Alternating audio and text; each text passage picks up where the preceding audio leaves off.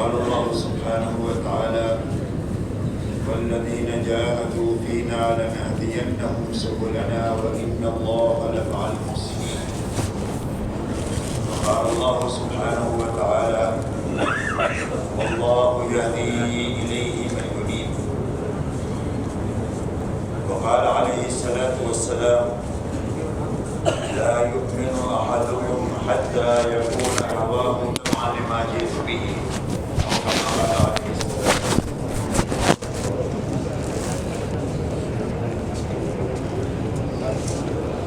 میرے محترم بزرگوں دوستوں،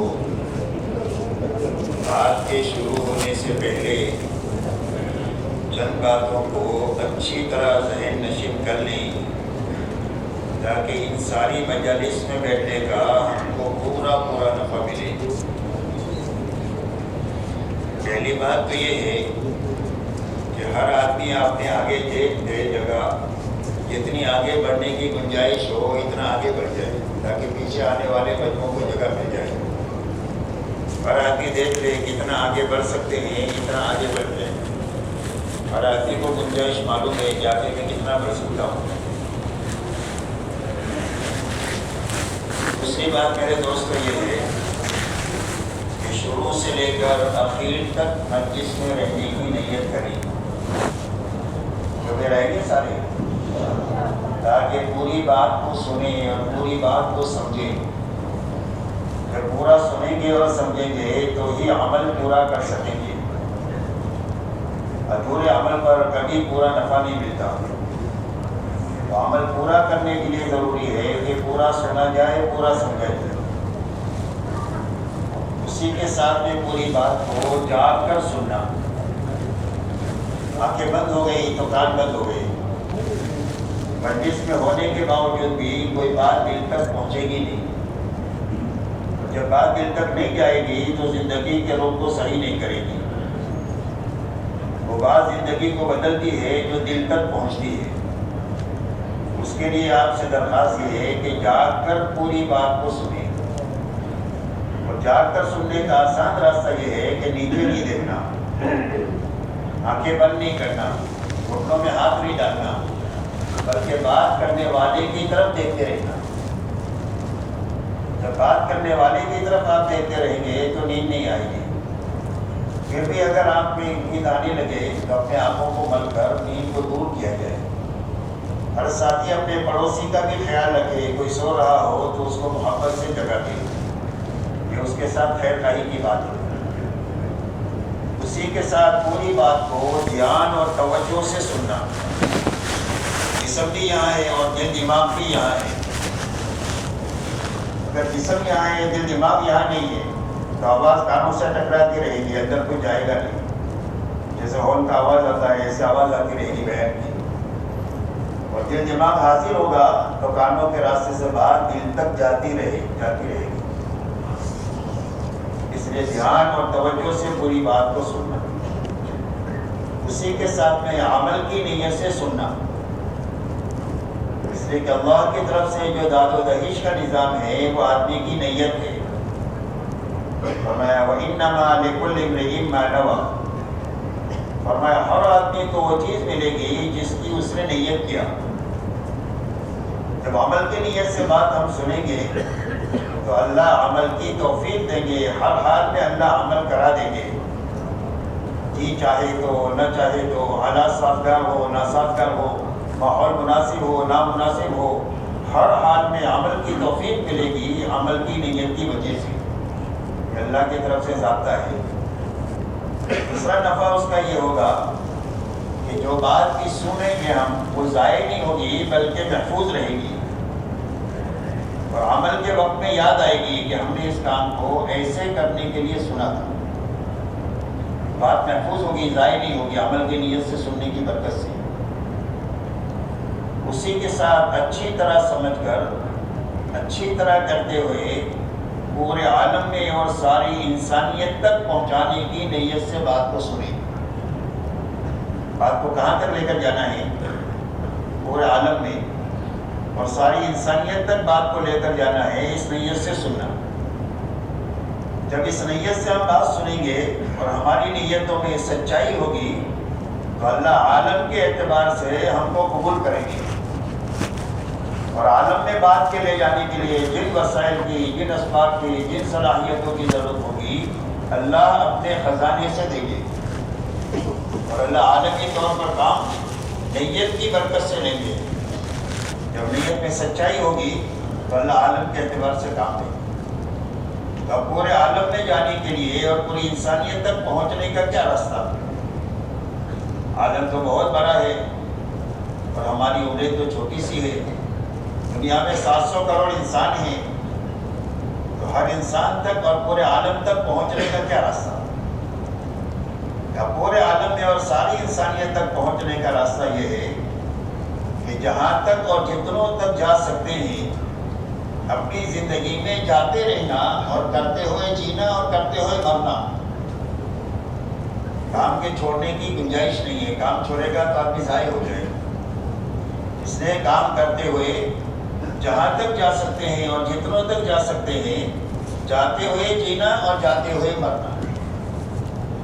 اسی کے ساتھ اپنی زندگی میں کام کا ایسا اچھا رخ اپنانا کہ خود کرتے ہوئے اپنے ہاتھوں بہترین عملہ تیار کر کے مرنا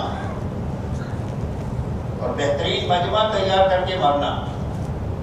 یہ محنت کا صحیح رخ ہے، صحیح کرنا اور صحیح کرنے والے آدمی تیار کرنا۔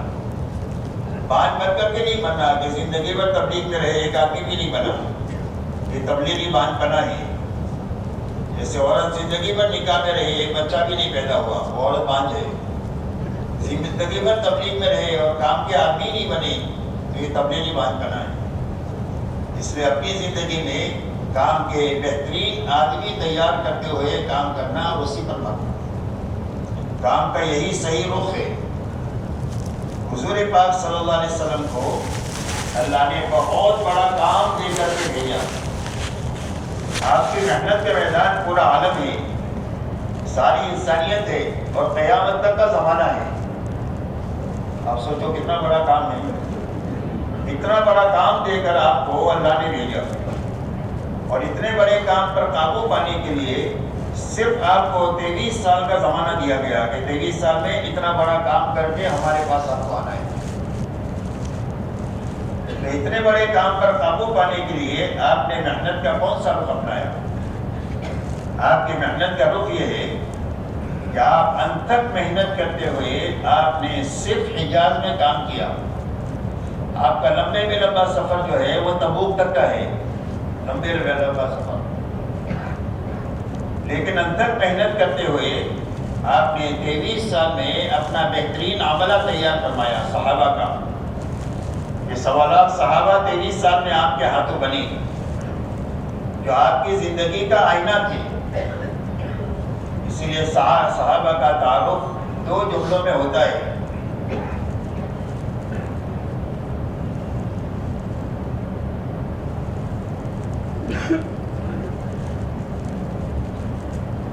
فرسان بالنہار ورہبان باللیل، بسام بالنہار وبکام باللیل۔ فرمایا صحابہ کی زندگی کیا تھی؟ فرمایا ابو دین کے شہ سوار تھے کہ گھوڑے کی پشت پر بیٹھ کر پوری دنیا میں مارے پھرتے تھے اللہ کا تعارف کرانے کے لیے اور انسانیت کو ہدایت سے روشناس کرانے کے لیے، اور راتوں کے یہ عبادت گزار تھے۔ کانوا قلیلا من اللیل ما یہجعون وبالاسحار هم یستغفرون۔ فرمایا رات کو بہت کم سوتے تھے اور آخر رات میں کر کے بیٹھ کے تھک کے اللہ کے سامنے استغفار کرتے تھے کہ اللہ کرنے کا تو حق ادا نہیں ہوا۔ فرمایا بسام بالنہار وبکام باللیل۔ فرمایا دین کو حشاش بشاش اللہ کے دین کا کام کرنے والے تھے، اور راتوں کو اللہ کے سامنے بہت زیادہ رونے والے تھے۔ صحابہ ایسے روتے تھے جیسے سانپ کا ڈسا آدمی روتا ہے، انسانیت کے غم میں، انسانیت کی ہدایت کی فکر میں راتوں کو اللہ کے سامنے روتے تھے۔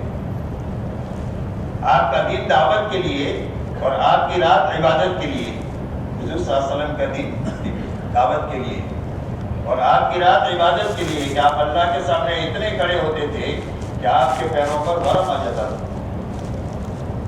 یہی دونوں صفتیں صحابہ میں منتقل ہوئی۔ صحابہ کا دن حضور صلی اللہ علیہ وسلم کے دن جیسا، اور ان کی راتیں حضور صلی اللہ علیہ وسلم کی رات جیسی۔ ایسا عملہ تیار کیا۔ یہ کام کا صحیح رخ ہے کہ اچھی طرح کام کرتے ہوئے سمجھداری کے ساتھ بہترین عملہ تیار کر کے مرنا۔ اس میں پورا مجمع نیت کرو کہ انشاءاللہ جو باتیں ابھی تمہیدی طور پر کہی گئی ہے اس کو سامنے رکھ کر پوری بات سنیں گے، اور جو بات سمجھی سمجھائی جائے گی اس پر پوری طرح انشاءاللہ عمل کریں گے۔ اللہ تعالیٰ بہت قبول فرمائے، بہت طریقے سے فرمائے، بہت مبارک فرمائے۔ اللہ تعالیٰ ہماری اس کو ہماری نجات کا اور ترقی کا ذریعہ بنائے۔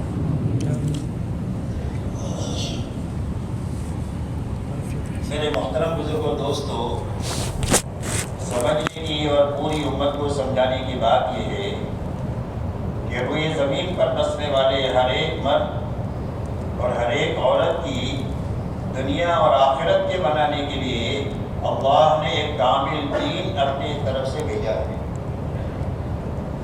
اور اپنی سنت کے روئے زمین پر جاری فرمائی ہے کہ جو پوری دینداری کے ساتھ جئیں گے اور پوری دینداری پر مریں گے تو اللہ ان کی دنیا بھی اچھے سے اچھی بنا دیں گے اور ان کی آخرت بھی اچھے سے اچھی بنا دیں گے۔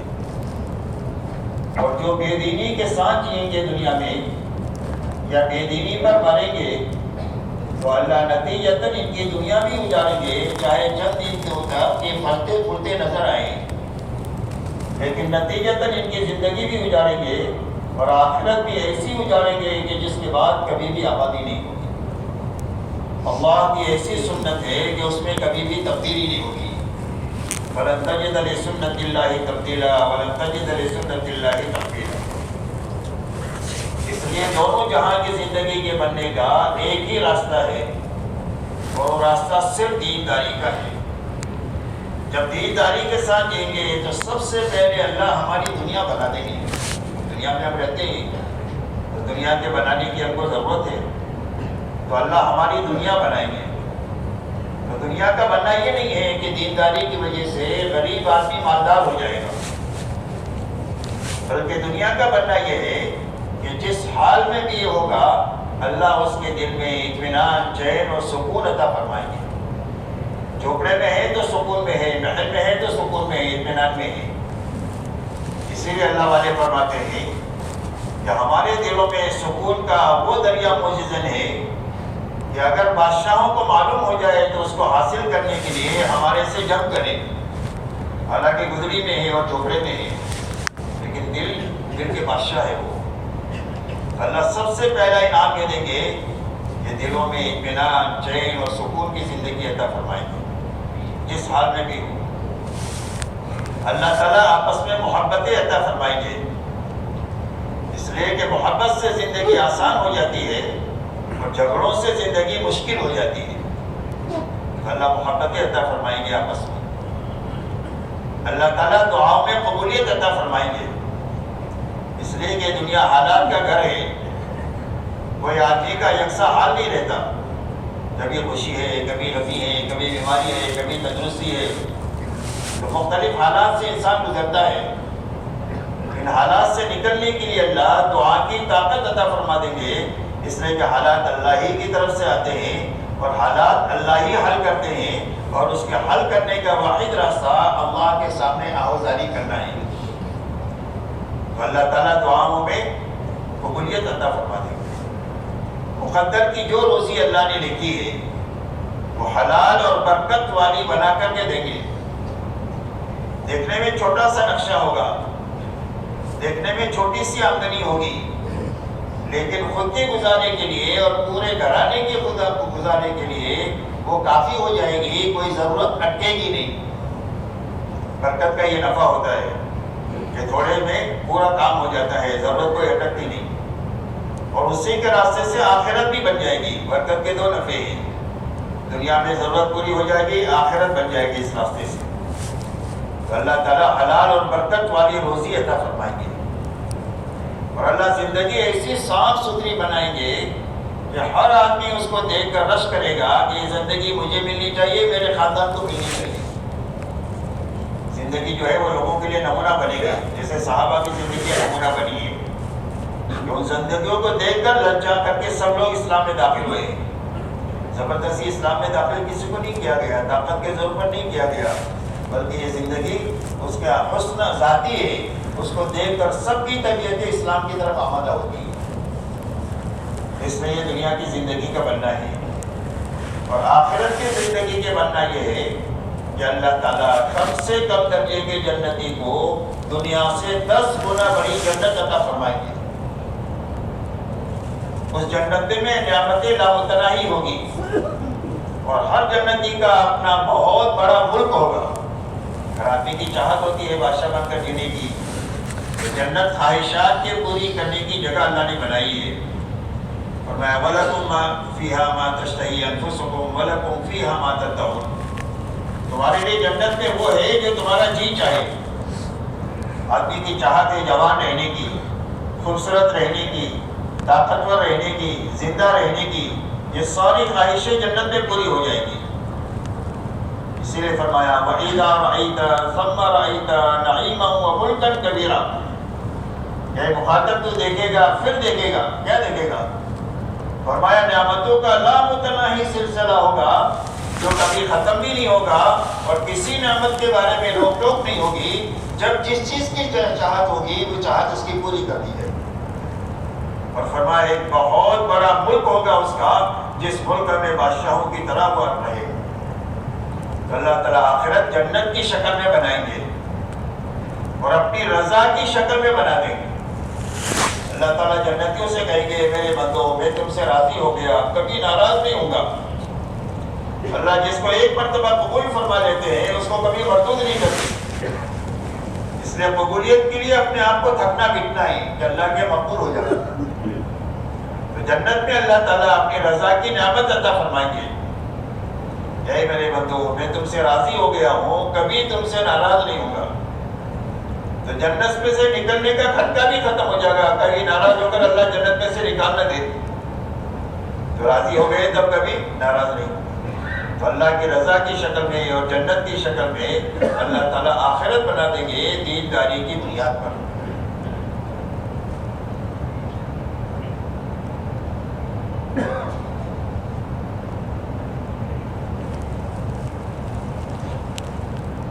میرے محترم دوستوں، دوسری بات یہ سمجھنے کی ہے کہ اللہ تعالیٰ نے جو دین اتارا ہے وہ آسان اتارا ہے، اس لیے کہ اللہ کی صفت رحمان ہے، رحیم ہے، رؤوف ہے، ودود ہے۔ اللہ رحم کرنے والے بڑے، اللہ اپنے بندوں پر بہت مہربان ہے، بندوں سے اللہ کو بہت زیادہ محبت ہے۔ تو اس محبت کے ناطے اللہ نے جو دین دیا ہے وہ آسان دیا ہے، مشکل نہیں دیا۔ اسی لیے قرآن میں فرمایا یرید اللہ بکم اليسر ولا یرید بکم العسر، اللہ تمہارے لیے آسانی چاہتے ہیں، تنگی نہیں چاہتے، اور دین میں تمہارے لیے کوئی تنگی اور حرج نہیں رکھا ہے۔ اور قرآن نے اعلان فرما دیا لا یکلف اللہ نفسا الا وسعها، ورنہ اللہ نے کسی آدمی کو بھی اس کی طاقت سے زیادہ کا مکلف بنایا ہی نہیں ہے۔ جو حکم جس کی طرف متوجہ ہے اس لیے ہے کہ اس کے بس میں ہی، اگر بس میں نہیں ہوگا تو اللہ اس کا حکم نہیں دیں گے۔ اس لیے اللہ تعالیٰ نے زکوٰۃ اور حج پوری امت پر نہیں فرض کیا، اس لیے کہ سب کے بس میں نہیں ہے، شرائط کے ساتھ فرض ہوتا ہے زکوٰۃ بھی اور حج بھی۔ لیکن نماز روزہ سب کے بس میں ہے تو سب پر نماز روزہ فرض کیا، اور اس میں بھی اللہ نے یہ آسانی دیا۔ اور اس کی آسانی کی دلیل یہ ہے کہ ایک چھوٹا سا بچہ 13 سال کا روزہ رکھ لیتا ہے، کیوں رکھ لیتا ہے؟ نہیں اپنے گھروں میں بچے رکھتے ہیں روزہ، اس لیے کہ اللہ نے آسان بنا ہے نماز کو بھی اور روزے کو بھی۔ روزے بھی رکھ لیتے ہیں، نماز بھی پڑھ لیتے ہیں، اور اس میں بھی اللہ نے آسانی فرما دیا کہ آپ وضو نہیں کر سکتے ہیں تیمم کر کے پڑھ لیں بیماری کی وجہ سے، یا آپ کو پانی نہیں مل رہا ہے تو تیمم کر کے پڑھ لیں۔ اگر آپ کھڑے ہو کر نہیں پڑھ سکتے تو بیٹھ کر پڑھ لیں، بیٹھ کر نہیں پڑھ سکتے تو لیٹ کر پڑھ لیں، اتنی آسانی ہے۔ آپ سفر میں عشاء کی 17 رکعت نہیں پڑھ سکتے ہیں، 2 رکعت فرض پڑھ لیں، 3 رکعت وتر پڑھ لیں، ہم آپ کو 17 رکعت کا ثواب دیں گے۔ آپ سفر میں ہیں، روزہ نہیں رکھ سکتے، بیمار ہو گئے، روزہ نہیں رکھ سکتے، کہا کوئی بات نہیں، صحت کے ایام میں اور واپس میں گھر پر آ کر کے روزہ رکھ لیں، اس لیے کہ اللہ نے دین کو آسان بنایا ہے۔ حدیث سے بات میں آتا ہے کہ ایک آدمی جوانی میں، تندرستی میں، اپنے گھر پر رہ کر جتنی محنت مجاہدہ اور مشقت کرتا ہے دین کے لیے اور دین کی محنت کے لیے، بوڑھا ہو گیا، بیمار ہو گیا، سفر میں چلا گیا، تو نہ کرنے کے باوجود بھی جوانی کی، صحت کی اور اقامت کی عبادت لکھی جائے گی۔ یہ اللہ نے دین کو آسان بنایا ہے، یہ سمجھنا بھی ہے اور پوری امت کو سمجھانا بھی ہے کہ اللہ نے تو دین بہت آسان دیا ہے، یہ تو چھوڑی جانے والی چیز ہی نہیں ہے۔ مشکل ہو تو آدمی چھوڑے، آسان ہو تو کیوں چھوڑے؟ اسی کے ساتھ سمجھنے کی بات میرے دوستو یہ ہے کہ اگر امت میں چلا پھرا جائے تو یہ بات کھل کر سامنے آتی ہے کہ دنیا کا کوئی بھی کام نہیں چھوٹا، اگر امت میں سے کوئی چیز چھوٹی ہوئی ہے تو دین چھوٹا ہوا ہے۔ تو اس کی کیا وجہ ہے؟ کاروبار برابر چل رہے ہیں، کھیتیاں برابر ہو رہی ہے، ملازمتیں برابر ہو رہی ہے اور حکومتیں برابر چل رہی ہے، اگر کوئی چیز چھوٹی ہے تو وہ دین چھوٹا ہے امت میں سے۔ اور چھوٹنے کا حال یہ ہے کہ کہنے کو بھلے آپ کہہ لو کہ دنیا میں 50-60 مسلمانوں کے ملک ہیں، لیکن کوئی ملک نہیں بتا سکتے ہیں کہ جس ملک کے 100% باشندے پورے دین پر چل رہے ہو۔ ملک کو آپ چھوڑے، کوئی صوبہ نہیں بتا سکتے، صوبے سے نیچے کوئی تحصیل اور تحصیل سے نیچے کوئی گاؤں کہ جس میں 3000 گھرانے ہوں اور 30,000 بالغ مرد اور عورتیں ہوں اور وہ پورے دین پر چل رہے ہوں، ایسا گاؤں بتانا ہمارے لیے مشکل ہو گیا کہ میں صحیح بات کہہ رہا ہوں کہ غلط کہہ رہا ہوں۔ تو یہ سوچنے کی بات ہے اور یہ سمجھنے کی بات ہے کہ بھئی آسان دین امت میں سے کیوں چھوٹا، کیا وجہ ہے اس کی؟ اگر آپ اور ہم غور کریں گے تو دین کے چھوٹنے کی 2 وجہ سمجھ میں آئے گی۔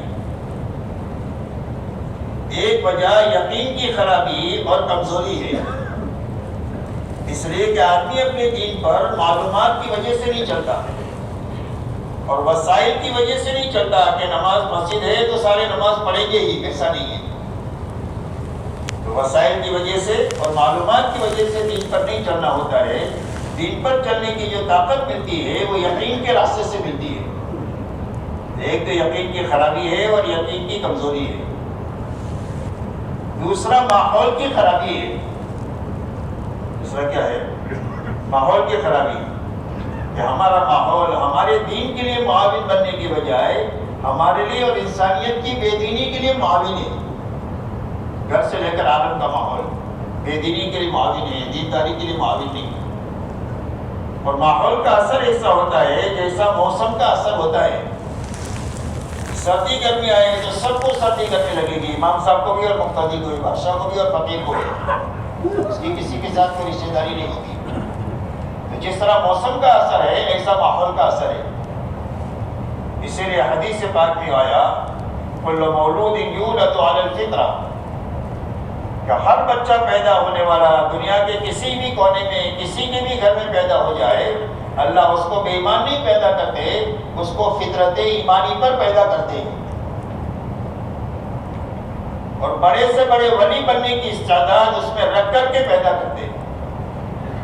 لیکن اس نے آنکھ کھولی تو ایمان کے خلاف دیکھا، ایمان کے خلاف سنا اور ایمان کے خلاف بولا اور ایمان کے خلاف سوچا، تو ہوتے ہوتے جس فطرت پر اللہ نے اس کو پیدا کیا تھا وہ فطرت اندر سے پست ہو گئی، فطرت اندر سے پست ہو گئی اور آدمی مجوسی ہو گیا، کافر ہو گیا، مشرک ہو گیا، حالانکہ اللہ نے اس کو مشرک اور مجوسی نہیں پیدا کیا تھا، اس کو فطرت ایمانی پر پیدا کیا تھا۔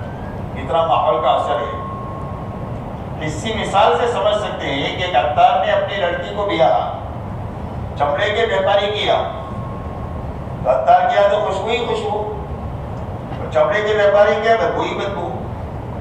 تو بہو نے اپنی ساس سے کہا کہ اماں جان میں تو تمہارے ماحول میں جی نہیں سکتی، میں تو مر جاؤں گی۔ اس کی ساس نے کہا بیٹا تھوڑا صبر کر لے، سب ٹھیک ہو جائے گا۔ ہفتہ 10 دن ہوئے تو لڑکی نے کہنا شروع کیا کہ اماں جان آپ نے میری کرامت اور بزرگی دیکھی، تمہارے ماحول میں آئی تھی تو کتنی بدبو تھی، اور ایک ہفتہ آپ کے یہاں رہنے سے وہ ساری بدبو ختم ہو گئی۔ کہ بھائی ختم ہو گئی؟ اس کے ساتھ نہیں ہوگا، ختم نہیں ہوئی، تیری سننے کی طاقت ختم ہو گئی اس ماحول کی گندگی کی وجہ سے، بدبو کی وجہ سے۔ تو ماحول کا اتنا زبردست اثر ہے۔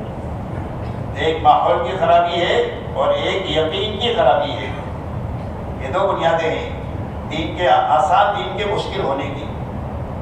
اگر ہم یہ چاہتے ہیں کہ دین ہمارے لیے آسان ہو جائے، ہمارے بچوں کے لیے آسان ہو جائے، ہماری عورتوں کے لیے آسان ہو جائے اور ہماری آئندہ نسلوں کے لیے آسان ہو جائے اور پوری امت اور انسانیت کے لیے راہ ہموار ہو جائے، تو اس کا ایک ہی راستہ ہے، ایک تو دو لائن کا یقین بننا چاہیے اور بیک وقت میں ہمارے گھر سے لے کر عالم کا ماحول بننا چاہیے۔ دوسرا کوئی راستہ نہیں یاد رکھنا، آپ سوچتے رہو دوسرا کوئی راستہ ہوگا تو ہم کو بتانا۔ ایک ہی راستہ ہے دین کے آسانی کا، ایک تو ہر فرد امت کا دو لائن کا یقین بننا چاہیے، دوسرا ہمارے گھر سے لے کر عالم کا ماحول بننا چاہیے۔ تو دو لائن کے یقین کی کیا معنی ہے؟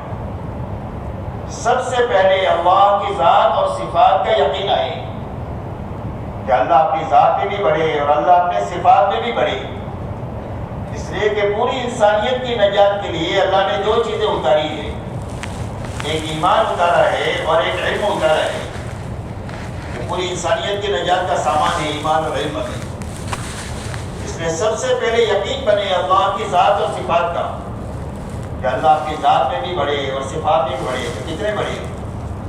فرمایا دنیا کے سارے سمندروں کی روشنائی بنا دی جائے اور سارے درختوں کے قلم بن جائے اور اولین اور آخرین اللہ کی بڑائی کو لکھنا شروع کرے تو روشنائی ختم ہو جائے گی، قلم پورے ہو جائیں گے، لیکن اللہ کی بڑائی ختم نہیں ہوگی۔ اللہ اکبر، اللہ اس سے بھی بڑے، اللہ حفاظت کرنے والے بڑے، اللہ پالنے والے بڑے، اللہ پیدا کرنے والے بڑے، اللہ بنانے والے بڑے، اللہ معاف کرنے والے بڑے، اللہ پکڑنے والے بڑے، اللہ کا مہر بھی بڑا اور اللہ کا قہر بھی بڑا۔ اللہ اپنی ہر صفت پہ لامحدود ہے۔ تو اللہ کی ذات اور صفات کا یقین دلوں میں آئے، اس لیے کہ یقین کے رہنے کی جگہ زبان نہیں ہے، دل ہے۔ زبان ترجمان ہے، اصل یا رہنے کی جگہ دل ہے، اور موت کے وقت میں آدمی کی زبان سے وہ بات نکلے گی جو اس میں دل میں ہے۔ اس لیے ایک تو دو لائن کا یقین بننا چاہیے، دوسرا یقین بننا چاہیے اللہ کے وعدے اور وعید کا۔ اللہ تعالیٰ نے جو علم اتارا ہے فضائل کا، اس میں وعدے اور وعید ہے۔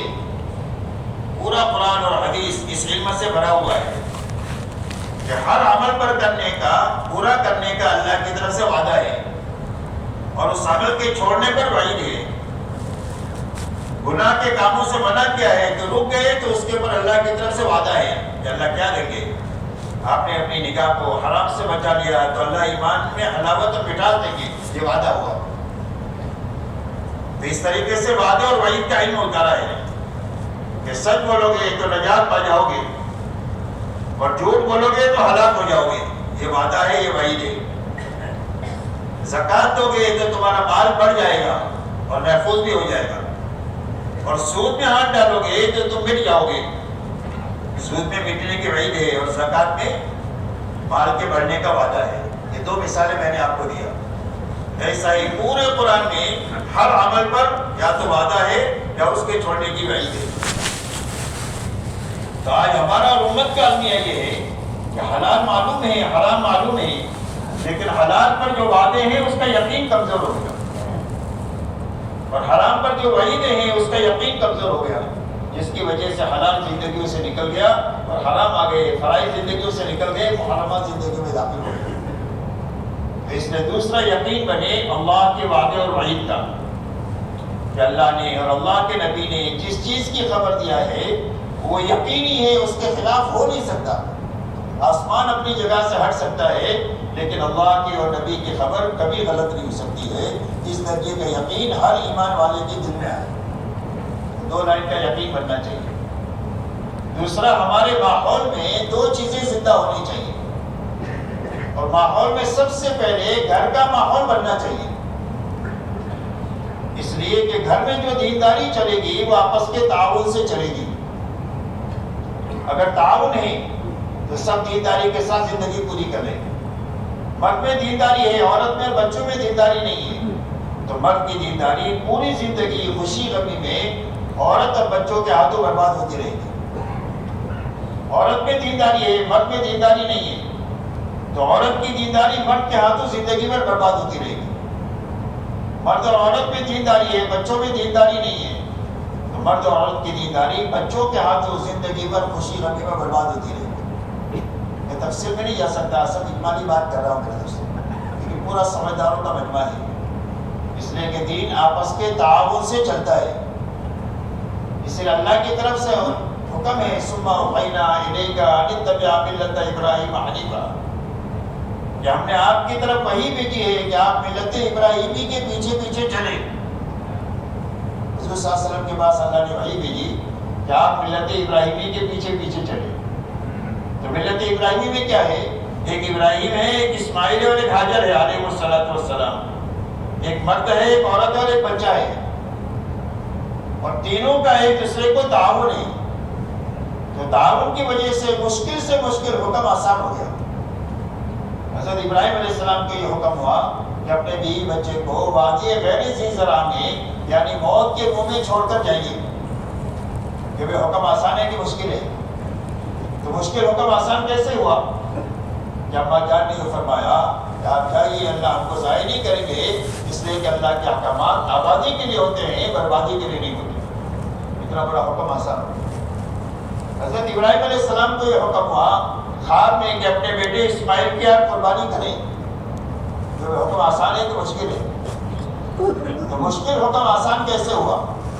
کہ حضرت اسماعیل علیہ السلام نے فرمایا یا ابت افعل ما تؤمر ستجدنی ان شاء اللہ من الصابرین، کہ ابا جان جو اللہ آپ کو حکم دے رہے ہیں آپ کر گزریے، مجھے آپ صبر کرنے والا پائیں گے، اس لیے کہ جان اللہ ہی نے دی ہے اور اللہ پر لگانے کے لیے دی ہے۔ اگر اللہ پر لگ جائے تو کام ہو جائے، اور حکم پورا کرتے ہوئے بچ جائے تو بھی کام ہو جائے۔ دین آسان ہوگا گھر کے دینداری سے، اس میں مرد عورت اور بچے تینوں میں ایک ساتھ دین آنا چاہیے گھر میں۔ اسی لیے حضور صلی اللہ علیہ وسلم نے اپنی محنت کا آغاز کیا تو حضرت ابو بکر آئے، حضرت خدیجہ آئی اور حضرت علی بن ابی طالب رضی اللہ عنہ، ایک ٹیم کے ذریعے سے امت بننا شروع ہوئی۔ ایک مرد ہے، ایک عورت ہے، ایک بچہ ہے۔ اس لیے میرے محترم دوستو گھر کا ماحول بننا چاہیے، اور گھر کے ماحول کے ساتھ ہمارے محلے سے لے کر پورے عالم کا ماحول بننا چاہیے۔ اس لیے کہ آپ اپنے بیٹوں کے لیے بہو کہاں سے لائیں گے؟ تو ماحول میں سے لانا پڑے گا۔ اپنی بیٹی کو آپ کہاں بھی آئیں گے؟ اگر ماحول میں دینداری نہیں ہوگی تو آپ نے رابعہ بصری اپنی بیٹی کو بنایا ہوگا، تو ماحول اس کو کھا جائے گا۔ آپ کے گھر کے ماحول کو آنے والی بہو برباد کر دے گی۔ اس لیے اپنے گھر کے ساتھ اپنے محلہ ہے، اپنے بازار ہے، اپنا شہر ہے، اپنا ملک ہے، اور پورا عالم ایک محلے جیسا ہو گیا ہے۔ پورا عالم بہت چھوٹا، ایک محلے کے کونے سے آپ آواز لگاؤ تو دوسرے محلے کونے تک پہنچ جاتی ہے۔ دنیا میں کوئی اچھائی چلتی ہے تو چند سیکنڈ میں پوری دنیا میں پھیل جاتی ہے، اور اگر برائی چلتی ہے تو چند سیکنڈ میں پوری دنیا میں برائی پھیل جاتی ہے۔ دنیا اتنی چھوٹی ہو گئی ہے۔ تو بیک وقت میں ہمارے گھر سے لے کر پورے عالم کا ماحول بننا چاہیے۔ ماحول کے بننے کے کیا معنی ہے؟ ماحول کے بننے کے معنی یہ ہے کہ ماحول میں دو چیزیں زندہ ہونی چاہیے، ایک اللہ کی عبادت اور بندگی زندہ ہونی چاہیے۔ کیا ہونا چاہیے؟ ہم اللہ کے بندے ہیں تو بندے بن کر زندگی گزاریں بندگی کے ساتھ۔ تو بندگی کے معنی کیا ہے؟ بندگی کے معنی ہے اللہ کی اطاعت کے ساتھ جینا۔ بندگی کے معنی ہے اطاعت کے، کہ ایمانیات کی لائن میں، عبادت کی لائن میں، معاشرت کی لائن میں، معاملات کی لائن میں، اخلاق کی لائن میں، نیت کی لائن میں اللہ نے جو کرنے کا حکم دیا ہے وہ کرنا، جس سے بچنے کا حکم دیا اس سے بچتے ہوئے اپنی زندگی گزارنا۔ یہ معنی ہے عبادت کا، یہی معنی ہے بندگی کا، اور یہی معنی ہے اطاعت کا۔ تو ایک تو بندگی کے ساتھ امت جینا شروع کرے، دوسرا آپس میں بھائی چارہ قائم ہو جائے۔ فرمایا کونوا عباد اللہ اخوانا، اللہ کے بندے بن کر کے جیو اور آپس میں بھائی بھائی بن کر کے جیو۔ اس لیے کہ ایمان والوں کی مثال ایک جسم کے مانی بنائی ہے کہ جسم کے سارے اعضاء کی شکل الگ ہے، ہر ایک کا کام الگ ہے، لیکن ٹھوکر لگ جائے تو پورے جسم کو تکلیف ہوتی ہے۔ اچھا کھانا کھا لے رات کو سو جائے تو اس کے راحت لذت پورے جسم کو ہوتی ہے۔ تو سارے ایمان والوں کی مثال ایسی ہے۔ کبھی مسلمان اپنے بھائی کی برائی سوچ نہیں سکتا، جیسے ایک عازم دوسرے عازم کی برائی نہیں سوچ سکتا، اپنے لیے کم کام کرتا ہے دوسرے کے لیے زیادہ کرتا ہے۔ فرمایا ایسے ہی ایمان والوں کی مثال ہے۔ اسی لیے فرمایا تم میں کا کوئی کامل مومن نہیں بن سکتا ہے جب تک اپنے بھائی کے لیے وہ چیز نہ پسند کرے جو اپنے لیے پسند کرتا ہے۔ فرمایا جنت میں داخل نہیں ہو سکتے جب تک تم مومن نہ بنو، اور تمہارا ایمان کامل نہیں ہو سکتا ہے جب تک آپس میں تم محبت نہ کرو۔ اس لیے ہمارے ماحول سے نفرتیں ختم ہو، دشمنیاں ختم ہو، کسی کے آبرو پر ہاتھ ڈالنا ختم ہو، حسد کینہ ختم ہو، اور محبتیں قائم ہو جائے اور عبادت زندہ ہو جائے تو ماحول صاف ستھرا بن جائے گا۔ ایسا صاف ستھرا کہ ایک لڑکی سنائے یمن سے مکہ مدینہ آئے گی، نہ اس کو اپنے عصمت کی چوری ہونے کا خوف ہوگا اور نہ اپنے زیورات کے لٹنے کا خوف ہوگا۔ ایک آدمی عراق سے مکہ مدینہ آیا، پوچھا لوگوں کو کیسا پایا؟ فرمایا کأنہم من ابی و ام واحد، میں نے لوگوں کو ایسا پایا جیسے کہ وہ ایک ہی ماں باپ کی اولاد ہے، کوئی جھگڑا نہیں، کوئی لڑائی نہیں، کوئی مار پیٹ نہیں، کوئی گالی گلوچ نہیں، کوئی کسی کی جان مال سے کھیلنا نہیں، اور میں سارے ایک ماں باپ کے اولاد ایسا لگا۔ اور پورے سفر میں مجھے ایسا لگا کہ میرے چند گھر ہے جس میں ایک گھر سے نکل کر دوسرے گھر میں داخل ہوا، دوسرے گھر میں سے نکل کر تیسرے گھر میں داخل ہوا، پورے سفر میں کہیں اجنبیت محسوس نہیں ہوئی۔ ہر آدمی نے مجھے ایسا لیا جیسے میں ان کے گھر کا کوئی فرد ہوں۔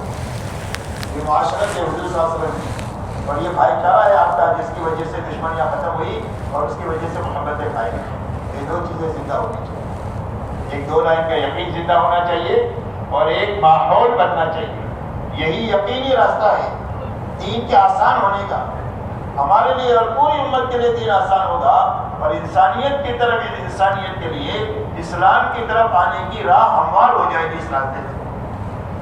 اور صرف آسانی نہیں ہوگا بلکہ دین پر چلنا لذیذ ہو جائے گا۔ دین پر چلنے میں جو لذت اللہ نے رکھی ہے وہ دنیا میں اچھے کھانوں میں، بنگلوں میں اور اونچی اونچی گاڑیوں میں پھرنے میں وہ لذت نہیں ہے جو اللہ کے حکم کے پورا کرنے میں اللہ نے لذت رکھی ہے۔ اسی لیے اللہ والے فرماتے ہیں اہل اللیل فی لیلتہم الذ من اہل اللہو من لہوہم، فرمایا اللہ والوں کو راتوں کو پوری رات جاگنے میں اور اللہ کے سامنے گھنٹوں کھڑا ہونے میں اور اللہ کے سامنے آہوازاری کرنے میں وہ لذت محسوس ہوتی ہے جو کھیل کود والوں کو اپنے کھیل کود میں وہ لذت نہیں محسوس ہوتی۔ اس لیے ہمارے دین کے آسان ہونے کی یہ دو بنیادیں، ایک یقین بننا چاہیے دو لائن کا، اور ہمارے ماحول میں دو چیزیں زندہ ہونی چاہیے، عبادت اور بھائی چارہ۔ اب یہ دونوں چیزوں کے زندہ ہونے کا راستہ کیا ہے؟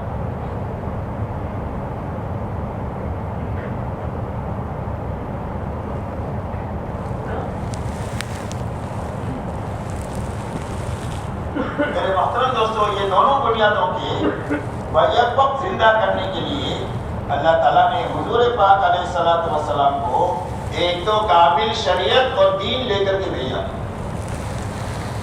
دوسرا ہر فرد امت میں اس شریعت پر چلنے کی طاقت پیدا ہو جائے اور بیک وقت ماحول میں یہ شریعت زندہ ہو جائے، اس کے لیے آپ کو اعمال نبوت لے کر کے بھیجا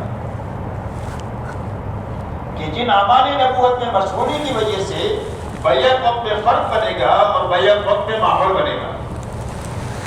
جیسے تجارت میں بیک وقت میں آدمی نفع اٹھاتا بھی ہے پہنچاتا بھی ہے، ایسا حضور صلی اللہ علیہ وسلم کے اعمال کی یہ خاصیت ہے کہ ان اعمال میں لگنے کی برکت سے بیک وقت میں فرق بنے گا اور بیک وقت میں ماحول بننا شروع ہوگا۔ ان اعمال نبوت میں سب سے پہلا عمل جو ہے وہ دعوت اللہ ہے۔ آپ کو اللہ نے داعی بنا کر کے بھیجا ہے، آپ کی بڑی صفت ہے داعی، داعی اللہ بإذنہ وسراجا منیرا، آپ کو داعی بنا کر اللہ نے بھیجا۔ تو دعوت کے کیا معنی ہے؟ دعوت کے معنی ہے بے طلبوں میں بے غرض بن کر اپنا لگا کر جانا، اس لیے کہ نبیوں کی بعثت ایسے زمانے میں ہوتی ہے جب لوگوں میں دین کی طلب ختم ہو چکی ہوتی ہے، اس لیے سارے نبیوں کو ایک ہی حکم ہوتا ہے کہ بے طلب تو آئے کہ تم جاؤ، کہاں جاؤ، کہاں جہاں ملے وہاں جاؤ، گھروں پر جاؤ، ان کی نادیوں میں جاؤ، مجلسوں میں جاؤ، بازاروں میں جاؤ، ان کے میلوں میں جاؤ، ان کے کھیلوں میں جاؤ، جہاں ملے وہاں جاؤ، بے طلب اور بے غرض بن کر کے جاؤ۔ اور اپنا لگا کر کے جاؤ، اور وہاں جا کر ان کو سب سے پہلے اللہ کا تعارف کراؤ۔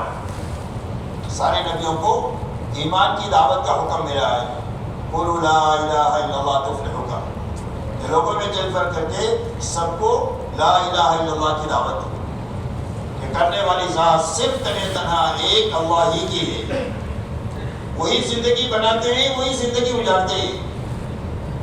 یہ انسانوں کو جا کر کے سمجھاؤ، اللہ کی قدرت سمجھاؤ کہ اللہ کتنی بڑی قدرت والے ہیں۔ اللہ کی قدرت کے نمونے پوری دنیا میں پھیلے ہوئے ہیں، قدرت نہیں پھیلی ہوئی، قدرت کے نمونے پھیلے ہوئے ہیں۔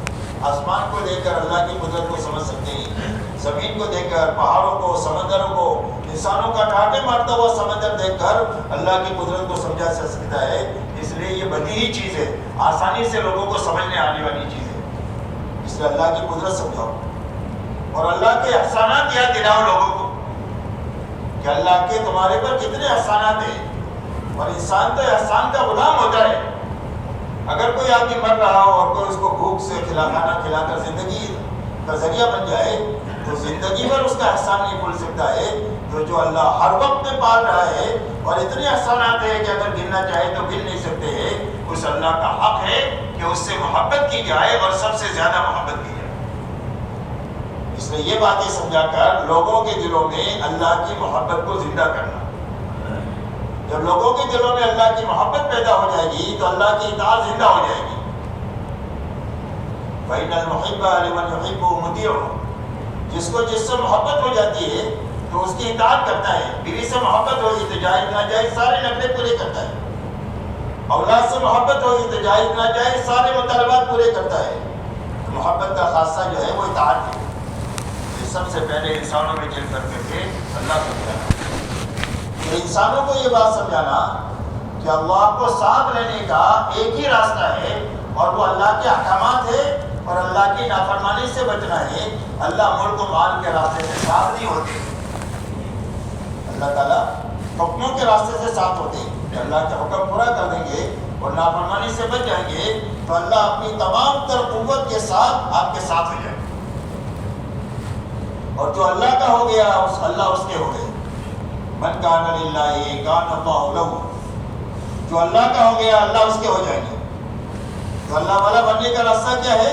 اللہ کے حکموں پر عمل کرنا ہے، اللہ کی نافرمانی سے بچنا ہے، حضور صلی اللہ علیہ وسلم کے طریقے پر حکم کو پورا کرنا ہے، اللہ کو راضی کرنے کے لیے اور آخرت بنانے کے لیے، کسی دنیا کی لالچ میں نہیں، بڑا بننے کے لیے نہیں، مال کی محبت میں نہیں، صرف اللہ کی رضا کے لیے، آخرت بنانے کے لیے حکم کو پورا کرنا، نافرمانی سے بچنا اور حضور صلی اللہ علیہ وسلم کے طریقے پر چلنا۔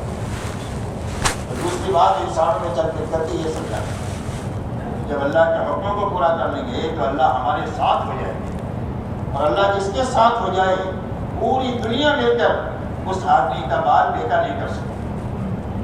اس لیے کہ اللہ نے دو جگہ پر اعلان جنگ کیا ہے قرآن میں، اور ایک جگہ قرآن میں ایک جگہ حدیث کے مفہوم میں، کہ فرمایا جو سود میں ہاتھ ڈالے، اللہ فرماتے ہمارا اس کے ساتھ اعلان جنگ ہے، ہم اس کو پلٹنے نہیں دیں گے اور اس کو مٹا کر کے رکھیں گے۔ یہ پکی ٹھکی بات ہے، اللہ کا اعلان جنگ ہے اس کے ساتھ۔ فرمایا من عادى لي وليا فقد آذنته بالحرب، فرمایا جو میرے ولی کو ستائے ہمارا اس کے ساتھ اعلان جنگ ہے، وہ پلٹ نہیں سکتا ہے۔ کتاب میں واقعہ آتا ہے کہ اللہ والے جا رہے تھے، سامنے سے ایک آدمی اپنی محبوبہ کے ساتھ آ رہا تھا، کہ اللہ والوں کے پیر کی ٹھوکر سے مٹی اڑ کر عورت کے کپڑے پر لگے۔ اس کے یار کو غصہ آیا، اس نے زور سے تماچا مارا، اللہ والا مارتے ہی دھڑام سے گرا اور مر گیا۔ عورت نے شور مچایا، مار دیا مار دیا مار دیا، لوگ جمع ہو گئے، فرمایا کیا ہوا کیا ہوا؟ اللہ والوں نے کہا بھائی ہوا کچھ بھی نہیں ہے، یہ تو یاروں کا معاملہ ہے، اس کے یار کو غصہ آیا اس نے مجھے مارا، اور ہمارے یار کو غصہ آیا اس نے اس کا کام تمام کر دیا۔ ہمارے یار کو نہیں، اللہ ولی الذین آمنوا، اللہ تعالیٰ ایمان والوں کے ولی اور دوست ہے۔ اللہ سے دوستی کرنے کا راستہ ہے تبلیغ کا، کہ اللہ تعالیٰ ہر ایک کے دوست بن جائے تو کام ہو جائے گا، اس کا رب اس کا سب، اس کا رب اس کا سب، ساری دنیا مل کر ساری دنیا اس کی خدمت میں لگے گی جو اللہ والا بن جائے گا۔ تو اس کے لیے میرے محترم دوستوں لوگوں کو یہ باتیں سمجھانا۔ تیسری بات یہ سمجھانا کہ جب اللہ کے حکم کو پورا کر لیں گے اور اللہ کی نافرمانی سے بچ جائیں گے تو اللہ ہماری آخرت بنا دیں گے جو اصل ہماری زندگی ہے۔ سارے نبی توحید، رسالت اور آخرت ان تین بنیادوں کے ساتھ بھیجے گئے۔ انسان کو کیا سمجھاؤ؟ اللہ سمجھاؤ، اور ان کو سمجھو کہ اللہ تک پہنچنے کا راستہ نبی کا راستہ ہے جو شریعت دے کر آئے گی، اور اس کے راستے سے کیا ہوگا؟ فرمان تمہاری آخرت بن جائے گی، اور تمہاری آخرت کے راستے سے تمہاری دنیا بھی بن جائے گی، گھبراؤ مت، اس لیے کہ دنیا آخرت کا سایہ ہے۔ جس کی آخرت بننا شروع ہوتی ہے اس کے بناؤ کے آثار دنیا میں ظاہر ہونا شروع ہوں گے، انفرادی طور پر بھی، اجتماعی طور پر، اور اجتماعی طور پر یا انفرادی طور پر آخرت اجڑے گی تو اس کے اجڑنے کے آثار دنیا میں ظاہر ہوں گے، اس لیے کہ دنیا آخرت کا سایہ ہے۔ اس لیے انسانوں کو یہ باتیں سمجھا کر کے اللہ کے دین کی طرف لانا، اللہ کے حکموں کی طرف لانا، سب سے پہلا کام دعوت کا ہے، اور یہ بنیادیں لوگوں میں چل پھر کر کے زندہ کرنا۔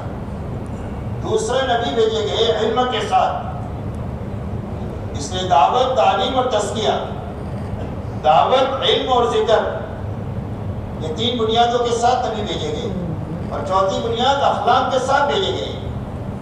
حضور صلی اللہ علیہ وسلم فرماتے ہیں بُعِثْتُ لِأُتَمِّمَ مَكَارِمَ الْأَخْلَاقِ، کہ اللہ نے مجھے دنیا میں اس لیے بھیجا ہے کہ میں انسانوں کو اخلاق کی بلندیاں سکھاؤں کہ اخلاق کس کو کہتے ہیں۔ لوگ امراض کو اخلاق سمجھتے ہیں،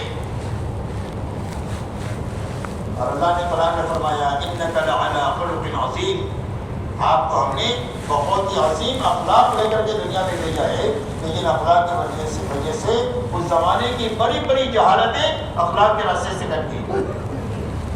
اس لیے دوسرا بنیاد جو ہے وہ علم ہے، فضائل کا علم بھی ہے اور مسائل کا علم بھی ہے۔ حضور صلی اللہ علیہ وسلم نے فضائل بھی بتائے اور مسائل بھی سکھائے، جو دعوت کے راستے سے آئے ان کو علم میں مشغول کیا کہ اللہ کا کیا حکم ہے سیکھو، نبی کا کیا طریقہ ہے اس کو سیکھو۔ تو دوسری بنیاد جو ہے وہ علم ہے۔ تیسری بنیاد عمل ہے، عمل ہی کو ذکر کہتے ہیں۔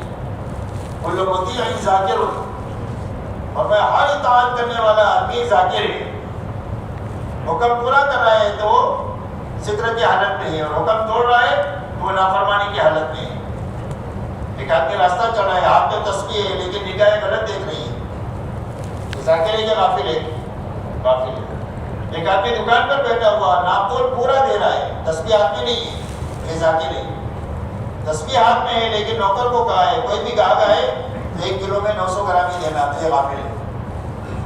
تو ذکر کی حقیقت کیا ہے کہ جو حکم ہے اس کو پورا کرنا، اس کا نام ذکر ہے۔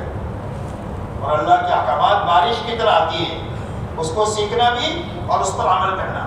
تو حضور صلی اللہ علیہ وسلم علم کے ساتھ بھیجے گئے اور عمل کے ساتھ بھیجے گئے۔ آپ نے علم بھی سکھایا اور عمل بھی سکھایا، نماز کا علم سکھایا، نماز کا طریقہ سکھایا۔ فرمایا صلوا کما رأیتمونی اصلی، فرمایا ایسی نماز پڑھو جیسے مجھے نماز پڑھتے ہوئے دیکھتے ہو۔ آپ نے علم بھی دیا اور ساتھ میں عمل بھی دیا۔ اور چوتھی بات، کچھ لے کر نہیں دیا، لگا کر کے دیا۔ یہ اخلاق کا راستہ ہے کہ آپ نے خدمت کے راستے سے لوگوں کو ان بنیادوں پر کھڑا کیا، اخلاق کے راستے سے کیا، اپنا ان کے اوپر خرچ کر کے لیا، ان سے کچھ لیا نہیں۔ ہر نبی کا اعلان ہے ما اسألکم علیہ من اجر ان اجری الا علی رب العالمین، اس کے بدلے میں ہمیں تم سے کچھ نہیں چاہیے، اس کا بدلہ ہم کو اللہ دے گا۔ اس لیے کہ دین کا کام کر کے کسی ملک والے کی طرف نگاہ کرنا، یا مال والے کی طرف نگاہ کرنا، یا عہدے والے کی طرف نگاہ کرنا، اس سے بڑا کوئی کمینہ پر نہیں ہو سکتا، دینداری تو ہے ہی نہیں۔ اس لیے کہ اللہ کا کام صرف اللہ کے لیے ہو سکتا ہے اور کسی کے لیے نہیں ہو سکتا۔ اللہ کا کام صرف اللہ کے لیے ہو سکتا ہے اور کسی کے لیے نہیں ہو سکتا۔ اس لیے ان 4 اعمال کے ساتھ آپ بھیجے گئے، اور آپ نے ان چاروں اعمال میں جو آپ کی دعوت سے آیا اس میں ان کو لگایا، 100% ایمان والوں کو ان اعمال میں لگایا، اور اتنا لگایا جتنا ان اعمال میں لگنے کا تقاضا تھا۔ کتنا لگایا بھائی؟ ان اعمال میں کتنا لگایا؟ 2.5 گھنٹہ۔ کتنا لگایا؟ جتنا ان اعمال میں لگنے کا تقاضا تھا اتنا لگایا۔ اب اس کی تفصیل میں نہیں جا سکتے، لیکن یہ بھائی اجمالی طور پر اچھی طرح سمجھے، دنیا کا کوئی بھی کام ایسا نہیں ہوتا ہے کہ جس میں ہم پھونک پھونک کر کرتے ہو۔ ہمارے گھر کاروبار میں اتنا لگتے ہیں جتنا گھر کاروبار کا تقاضا ہوتا ہے، جس کی وجہ سے سارے تقاضے پورے ہو رہے ہیں۔ ایسا ہی حضور صلی اللہ علیہ وسلم نے 100% ایمان والوں کو ان اعمال نبوت میں اتنا لگایا جتنا ان اعمال میں لگنے کا تقاضا تھا، اور ان اعمال میں لگانے کے لیے آپ نے 2 میدان تجویز فرمائے، ایک میدان نقل و حرکت کا اور ایک میدان مقامی محنت کا۔ اس لیے آپ کی محنت سے 2 جماعتیں وجود میں آئی، یا تو مہاجرین ہے یا انصار ہے، تیسری کوئی جماعت نہیں ہے۔ اور اللہ نے قرآن میں فرمایا والسابقون الاولون من المهاجرين والانصار والذين اتبعوهم باحسان رضي الله عنهم ورضوا عنه۔ فرمایا سابقین اولین مہاجرین اور انصار نے کیے، اور جو ان کے پیچھے پیچھے چلا اخلاص کے ساتھ، فرمایا اللہ ان سے بھی راضی ہو گیا اور پیچھے چلنے والوں سے بھی اللہ راضی ہو گیا۔ یہ 2 میدان آپ نے تجویز فرمائے، ایک نقل و حرکت کا اور ایک مقامی محنت کا۔ اس لیے کہ ایک آدمی ہمیشہ نقل و حرکت میں نہیں رہ سکتا، پوری زندگی تبلیغ میں پھر سکتے نہیں، بہت سارے حقوق ضائع ہو جائیں گے۔ اس لیے جانا بھی ہے، آنا بھی ہے۔ تو اس جانے آنے میں مقامی محنت میں اور نقل و حرکت کا جو تقاضا تھا انہوں نے پورا کر دیا، جس کے نتیجے میں صدیوں میں جو نقصان ہوا تھا اس کی تلافی سالوں میں ہو گئی۔ حضرت عیسیٰ علیہ السلام اور حضور صلی اللہ علیہ وسلم کے دین میں 650 سال کا زمانہ ہے جس میں کوئی نبی نہیں آئے۔ تو نبی جب نہیں آئے تو انسانوں میں جہالت آخری درجے کی پیدا ہو گئی، اور انسانوں میں گمراہی آخری درجے کی پیدا ہو گئی، اس سے آگے کا کوئی تصور نہیں ہو سکتا۔ لیکن یہ گمراہی اور جہالت صرف 23 سال کے عرصے میں ختم ہو گئی۔ کتنے سال میں ختم ہوئی؟ صرف 23 سال میں، 1 صدی بھی نہیں لگی، آدھی صدی بھی نہیں، 5 صدی میں اتنا بڑا کام ہو گیا کہ 600 سال کی جہالت بھی ختم ہو گئی اور 600 سال کی گمراہی بھی ختم ہو گئی۔ اور کیا کام ہوا؟ 2 کام ہوئے۔ ایک تو مجمع تیار ہو گیا 23 سال میں، مرد بھی، عورتیں بھی، جوان بھی، بوڑھے بھی، مالدار بھی، غریب بھی، جن کو پوری دنیا کے سامنے پیش کر سکتے ہیں کہ یہ اسلام ہے اور یہ مسلمان ہے۔ صرف تقریر سے اسلام نہیں سمجھایا ان کو، زندگیوں سے اسلام سمجھایا ہے۔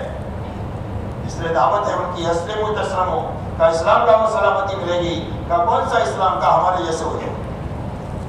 ایک تو مجمع تیار ہو گیا، دوسرا ماحول تیار ہو گیا، پورے حجاز کا ماحول بن گیا، خصوصیت کے ساتھ مدینہ منورہ کا ماحول ایسا پاکیزہ بن گیا کہ جس ماحول میں 100% ایمان والوں کے دلوں میں اللہ رسول کی محبت سب سے زیادہ تھی۔ تلاش کرنے سے آپ کو کوئی بے نمازی نہیں ملے گا، ہر آدمی اپنے دین سے باخبر تھا، ہر آدمی اپنے دین پر عمل کرنے والا تھا۔ 100% ایمان والے اپنی ضرورت کو اٹکا کر اپنے بھائی کی ضرورت پوری کرنے والے تھے۔ یہ بکری کی سری کا واقعہ اسی کو بتلا رہا ہے کہ ہر آدمی چاہتا ہے کہ میرا بھائی کھا لے بھلے میں بھوکا رہے۔ یہ مدینہ منورہ کی معاشرت ہے، ان کی اخلاقی زندگی ہے۔ تلاش کرنے سے آپ کو مدینہ میں کوئی دنیا کا تعلیم نہیں ملے گا، سارے آخرت کے اور اللہ کے رضا کے تعلیم ملے گی۔ 100% مسلمان مرد اور عورتیں اپنے آپ کو دین کا ذمہ دار سمجھتی تھی کہ جس طرح ہم باپ ہونے کے ناطے بچوں کے ذمہ دار ہے، شوہر ہونے کے ناطے بیوی کے ذمہ دار ہے، ایسا ہی مسلمان ہونے کے ناطے اسلام کے بھی ذمہ دار ہے۔ دنیا کی ذمہ داری کے لیے جتنی مال جان مال صلاحیت لگانی پڑے اتنی لگاتے ہیں، ایسا ہی دین کی ذمہ داری کے لیے بھی اتنا ہی لگیں گے، اتنا ہی لگائیں گے۔ ایسا پاکیزہ ماحول بنا کہ جس ماحول میں کوئی بے ایمان آ جائے تو 3 دن سے زیادہ بے ایمانی پر باقی نہیں رہ سکتا۔ مدینہ منورہ میں کوئی جماعت دین سیکھنے کے لیے آئے، جیسے کہتے ہیں نقل جماعتیں نکالو، حضور صلی اللہ علیہ وسلم کے صحابہ بھی جب تک جاتے تھے ان کو حکم تھا کہ جب لوگ اسلام قبول کرے تو ان میں سے جماعتوں کو لے کر مدینہ میں آؤ تاکہ مدینہ میں آ کر اسلام کو سیکھیں۔ تو 2 ہفتے میں دین کی سمجھ حاصل کر کے واپس چلے جاتے ہیں۔ اتنا پاکیزہ ماحول بن گیا ہے دونوں کام۔ جب کبھی بھی آپ کے اور ہمارے میں پوری انسانیت کا فکر جاگے گا کہ پوری انسانیت کو اللہ کے سے تعارف کرانا چاہیے، تو اس وقت میرے دوستو ہماری تحریر اور تقریر کام نہیں دے گی۔ یہ 2 چیزیں ہوگی تو ہم دنیا کو دعوت دے سکیں گے۔ ایک آپ کے پاس عملہ ہونا چاہیے کہ جن کو پیش کر سکو گے مسلمان ہیں، آپ اسلام کی کون سا شعبہ سیکھنا چاہتے ہیں، ان سے کی زندگی سے آپ سمجھ سکیں، اور ایک ماحول پیش کرنا پڑے گا دنیا کے کسی بھی کونے میں آپ کو ماحول پیش کرنا پڑے گا کہ آؤ ہمارے ماحول میں 100% بچے، 100% مرد، 100% عورت، 100% مالدار، 100% غریب پورے دین پر چل رہے، اس ماحول میں آ کر اسلام کو آپ سیکھ سکیں۔ اس لیے میرے دوستوں یہ 23 سال میں اتنا بڑا کام ہے، اس راستے سے یا اعمال نبوت کے راستے سے اور نقل و حرکت کے اور مقامی محنت کے راستے سے اللہ تعالیٰ نے پوری امت پر رحم فرما کر اور انسانیت پر رحم فرما کر اللہ نے مولانا الیاس صاحب رحمۃ اللہ علیہ کے ذریعے سے وہ اعمال اور کام کا وہ رخ جو کرنے اول میں تھا اللہ نے عطا فرمایا۔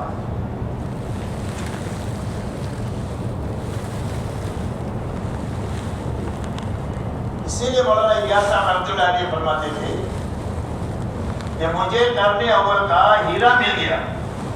کیا فرماتے تھے؟ کہ حضور صلی اللہ علیہ وسلم کے زمانے کا اللہ نے مجھے ہیرا عطا فرما دیا، اور یہ فرماتے تھے کہ میں اس کام کو کار نبوت یقین کرتا ہوں۔ کیا فرماتے تھے؟ کہ میں اس کام کو حضور صلی اللہ علیہ وسلم والا کام سمجھ کر کر رہا ہوں۔ اسی لیے اس محنت کی طاقت کا ان کو اندازہ تھا کہ یہ محنت کتنی طاقتور ہے جب صحیح طریقے سے ہو جائے۔ اسی لیے جب ان سے پوچھا گیا کہ آپ اس محنت سے کیا چاہتے ہیں، تو فرمایا میں اس محنت سے یہ چاہتا ہوں کہ امت اس محنت کو کرتے کرتے دین کی اس سطح تک پہنچ جائے جس سطح پر حضور صلی اللہ علیہ وسلم امت کو چھوڑ کر گئے تھے۔ یہ ہماری منزل ہے، ہماری منزل چلہ چار مہینہ نہیں ہے، یہ وہاں تک پہنچنے کے لیے راستہ بنایا ہے اللہ والوں نے کہ 4 مہینہ لگاؤ، چلہ لگاؤ، مقامی کام کرو۔ جانا کہاں ہے؟ اور میں صحابہ تک جانا ہے۔ ہماری اس محنت کی منزل صحابہ ہے۔ ایسا نہیں ہے کہ ہم صحابی بن جائیں گے، کوئی صحابی نہیں بن سکتا، لیکن جو بنیادیں صحابہ میں زندہ تھی وہ قیامت تک دوبارہ زندہ ہو سکتی ہے، اس لیے کہ صحابہ کو اللہ ہی نے صحابہ بنایا ہے، اور ان کی زندگی میں جو بنیادیں زندہ ہوئی ہے وہ اللہ ہی نے زندہ کی ہے، اور اللہ اسی طاقت کے ساتھ ہمیشہ ہمیشہ کے لیے ہے، لہذا قیامت تک کئی مرتبہ یہ کام ہو سکتا ہے۔ اس نے منزل طے کیا کہ ہماری منزل صحابہ ہے۔ جب صحابہ کو منزل بنا کر چلیں گے تو یا تو اللہ پہنچا دیں گے، اور اگر نہیں پہنچے تو اللہ ان پہنچے ہوئے لوگوں کے ساتھ حشر فرما دیں گے۔ ایک آدمی حیدرآباد سے حج کے لیے نکلا، بمبئی بھی جا کر مر گیا، تو اللہ قیامت کے دن اس کو حاجی اٹھائیں گے۔ یہ بچے نے حفظ شروع کیا اور اس نے حافظ بننے سے پہلے مر گیا، تو اللہ قیامت کے دن اس کو حافظ اٹھائیں گے۔ تو صحابہ کو منزل بنا کر جب ہم چلتے رہیں گے تو یا تو اللہ تعالیٰ پہنچا دیں گے، اور اگر نہیں پہنچے تو اللہ ان کے ساتھ انشاءاللہ حشر فرما دیں گے۔ اس لیے ہماری منزل یہ طے کیا صحابہ نے۔ تو صحابہ میں کیا تھا؟ اور میں 100% صحابہ میں 2 باتیں ایک ساتھ پائی جاتی تھی۔ ایک تو پورا دین اپنی حقیقت کے ساتھ ان کی زندگی میں زندہ تھا، اس لیے کہ اللہ کے جتنے وعدے ہیں وہ دین کے ساتھ ہیں۔ بے دینی کے ساتھ محنت کی بڑے سے بڑی شکل ہوگی تو اللہ کی تعریف نہیں ہوگی، یاد رکھو۔ اللہ کی تمام تر تعریف جو ہے وہ دینداری کے ساتھ ہے۔ اس لیے ایک تو پورا دین اپنی حقیقت کے ساتھ 100% ایمان والوں میں زندہ تھا۔ دوسرا 100% ایمان والوں نے اپنی جان اور مال کو اللہ کے دین کے مقابلے میں اور اللہ کے دین کی محنت کے مقابلے میں بے قیمت بنایا تھا۔ اللہ کے دین کے لیے اور اللہ کے دین کی محنت کے لیے ایک جان لگانے کا تقاضا ہے تو ایک جان لگائیں گے اور اپنے خون کا آخری قطرہ بہا دیں گے، اور اگر گھرانہ لگانے کا تقاضا ہے تو گھرانے کو لگائیں گے، اور اگر پورے مدینہ کو لگانا پڑے تو پورے مدینہ کو آپ کی حمایت میں لگا دیں گے، اس کی پرواہ نہیں کریں گے، اس لیے کہ اللہ بڑے اور اللہ کا حکم بڑا اور اللہ کے دین کی محنت بڑی۔ تو اپنی جان کو بے قیمت بنایا تھا اور اپنے مال کو بے قیمت بنایا تھا کہ اللہ کے دین کے لیے اور دین کی محنت کے لیے 1 روپے کا تقاضا ہے تو 1 روپیہ لگائیں گے، 1000 لگانے کا تقاضا ہے تو 1000 لگائیں گے، اور جھاڑو مار کر لگانے کا تقاضا ہے تو جھاڑو مار کر لگا دیں گے، اس یقین کے ساتھ کہ اللہ کی نسبت پر جب ہم سب لگا دیں گے تو اللہ ہم کو اجارے گے نہیں، اللہ ہم کو آباد کر دیں گے۔ اس لیے کہ اللہ سے بڑھ کر کوئی غیرت والا نہیں ہو سکتا، اللہ کی غیرت سب سے بڑی، ایک آدمی اللہ کے نام پر مٹے اور اللہ اس کو اجاڑ دے، یہ نہیں ہو سکتا ہے، بلکہ اللہ اس کو آباد کر دیں گے اور صدیوں تک ان کی اولاد میں اللہ تعالیٰ رعایت رکھیں گے کہ میرے اس بندے کی اولاد ہے کہ جس نے اپنے آپ کو مٹایا تھا، ہم ان کی اولاد کو ضائع نہیں ہونے دیں۔ اس لیے میرے دوستو یہ دو بنیادیں 100% صحابہ میں زندہ تھی۔ ہماری محنت کے ذریعے سے مطلوب یہ ہے کہ ایک مجمع محنت کی اس سطح تک اور دین کی اس سطح تک پہنچے جہاں پر صحابہ تھے۔ اس محنت سے یہ چاہا جا رہا ہے، اس لیے کہ جب ایک معتدل مجمع، اس کی تعداد ہم نہیں جانتے، اللہ جانتے ہیں کتنے ہوں گے وہ، لیکن جب اس نوعیت کا مجمع بنے گا، چاہے یہ مجمع تھوڑا ہو چاہے کمزور ہو، اگر تھوڑا ہوگا تو اللہ اپنے لشکروں کو ان کے ساتھ کر کے ان کو زیادہ کر دیں گے۔ اور اللہ کے کتنے لشکر ہیں؟ وَمَا يَعْلَمُ جُنُودَ رَبِّكَ إِلَّا هُوَ، اور میں تمہارے رب کے لشکروں کو اللہ کے سوا جانتا ہی نہیں ہے کہ ان کی تائید اللہ کس کے ذریعے سے کریں گے۔ تو اگر یہ تھوڑے ہوں گے تو ان کو زیادہ کر دیں گے، اور اگر کمزور ہوں گے تو اللہ اپنی قوت ان کے ساتھ ملا کر کے ان کو قوی کر دیں گے، اور اللہ ان کے ہاتھوں دنیا میں حق کو چلا دیں گے۔ دنیا میں بڑی بڑی طاقتیں ان کے آ نہیں سکتی ہے، اللہ کے فیصلے کو بدل نہیں سکتی ہے، اس لیے کہ اللہ اپنے فیصلے پر غالب ہے، کوئی اللہ کے فیصلے کو بدل بھی نہیں سکتا ہے اور اس کے لیے رکاوٹ بھی نہیں بن سکتی۔ اور اللہ اس مجمع کو نواز کر کے ان کے ہاتھوں دنیا میں ہدایت کا کام لے لے۔ اس لیے میرے دوستو ہماری منزل ہم کو یہ بنانی ہے، محنت کرتے کرتے کہاں جانا ہے ہم کو؟ جہاں صحابہ تھے وہاں تک جانا ہے، اس لیے کہ منزل کا پتہ ہوگا تو آدمی راستے میں بھٹکے گا نہیں اور تھک ہار کر کے بیٹھے گا بھی نہیں، اور اگر منزل معلوم نہیں ہے تو راستے کی صحبتوں سے تھک ہار کر کے بیٹھ جائے گا یا راستہ بدل دے گا۔ جس سے ہمارا بہت بڑے عملے نے راستہ بدل دیا ہے اور اپنے عملے نے کام کو تھک ہار کر کے بیٹھا ہوا ہے۔ آپ اپنی مسجدوں میں دیکھیں گے تو پتہ چلے گا تو وقت لگانے کے بعد کتنا عملہ کام پر ہے، کتنا بیٹھا ہوا ہے۔ تو منزل سامنے ہوگی تو آدمی بیٹھے گا بھی نہیں، کر کر کے راستہ بدلے گا بھی نہیں۔ دوسرا، صحابہ کو سامنے رکھنے کی وجہ سے کتنا بھی ہم قربانی دے ڈالیں گے، ہمارے اندر میں رضائی نہیں پیدا ہوگی۔ کبھی ہم کو یہ نہیں ہوگا کہ ہم نے بہت کر لیا، ہر وقت میں اپنی کمی کا احساس رہے گا، یہ ہماری ترقی کا راز ہے۔ ورنہ تو 4 مہینہ لگا کر کے آدمی سوچے گا کہ سب کچھ کر لیا میں نے۔ تو ہماری حفاظت کا راستہ ہے اور ہماری منزل تک پہنچنے کا راستہ یہ ہے کہ صحابہ کو سامنے رکھ کر کے چلو۔ بات سمجھ میں آ رہی ہے؟ تو اللہ نے مہربانی فرما کر کام کا وہ رخ دیا، کام کے وہی اعمال نبوت ہماری محنت میں، اور محنت کے 2 ہی میدان ہیں، نقل و حرکت کے اور مقامی محنت۔ ایک آدمی نقل و حرکت میں رہے 4 مہینہ، قلعہ اندرون بیرون میں جو تقاضے ہیں، جب واپس آ جائے تو واپس آ کر کے انہی اعمال کو اپنی مسجد میں قائم کرے، اس لیے کہ مسجد ہدایت کا مرکز ہے۔ قرآن میں فرمایا ان اول بیت وضع للناس للذی ببکۃ مبارکا وہدی للعالمین، اور سب سے پہلا گھر جو انسانوں کے نفع کے لیے بنایا گیا ہے وہ مکے میں بنایا گیا ہے۔ اس کی شان کیا ہے؟ فرمایا برکت والا بھی ہے اور ہدایت والا بھی ہے۔ بیت اللہ پر ہدایت اترتی ہے اور بیت اللہ کے راستے سے دنیا کی مساجد میں جاتی ہے، اور دنیا کی مساجد میں اعمال مسجد کے راستے سے آنے والوں کو ملتی ہے، اور ان آنے والوں کے ذریعے سے ان اعمال مسجد کو گھروں میں لے جانے کے راستے سے گھروں میں ہدایت جاتی ہے۔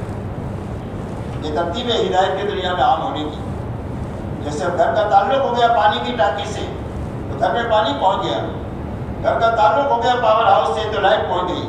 جب ہمارے ایمان والوں کے گھروں کا تعلق مسجد سے ہو جائے گا کہ جو اعمال مسجد ہے وہ ہمارے گھروں میں زندہ ہو جائیں گے، تو ان اعمال مسجد کے ذریعے سے ہمارے گھر کے ایک ایک بچے کو ہدایت ملے گی، اور ہمارے گھر صحابہ کا نمونہ بنیں گے، ہمارے محلے مدینہ کا نمونہ بنیں گے، اور ہماری مسجدیں مسجد نبی کا نمونہ بنے گی جب محنت کا یہ صحیح رخ قائم ہو۔ اس لیے میرے دوستو پورا مجمع یہ طے کرو کہ انشاءاللہ محنت کا جو رخ آگے سمجھایا جائے گا، انشاءاللہ اس رخ پر پوری طریقے سے کرنے کی کوشش کریں گے، اللہ سے دعا مانگیں گے، اور اگر کمی کوتاہی ہوگی تو روزانہ استغفار اور توبہ کریں گے کہ وہ سارا مجمع تیار ہے۔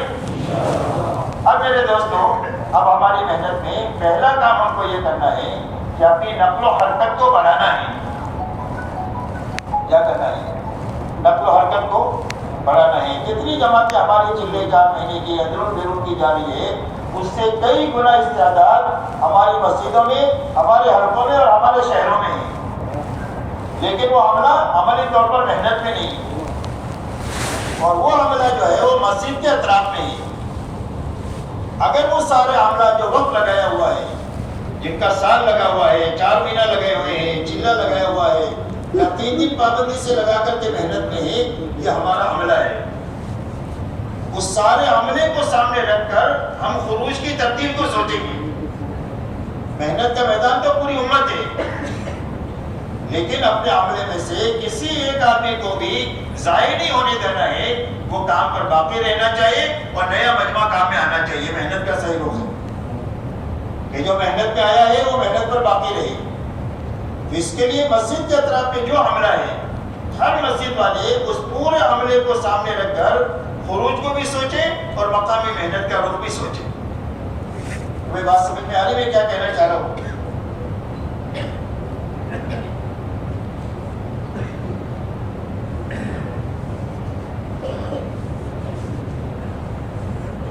جتنی ہماری مسجد کے اطراف میں ان سب کا سالانہ، ماہانہ، یومیہ وقت لگتے رہنا چاہیے اور نیا مجمع کام میں آتے رہنا چاہیے۔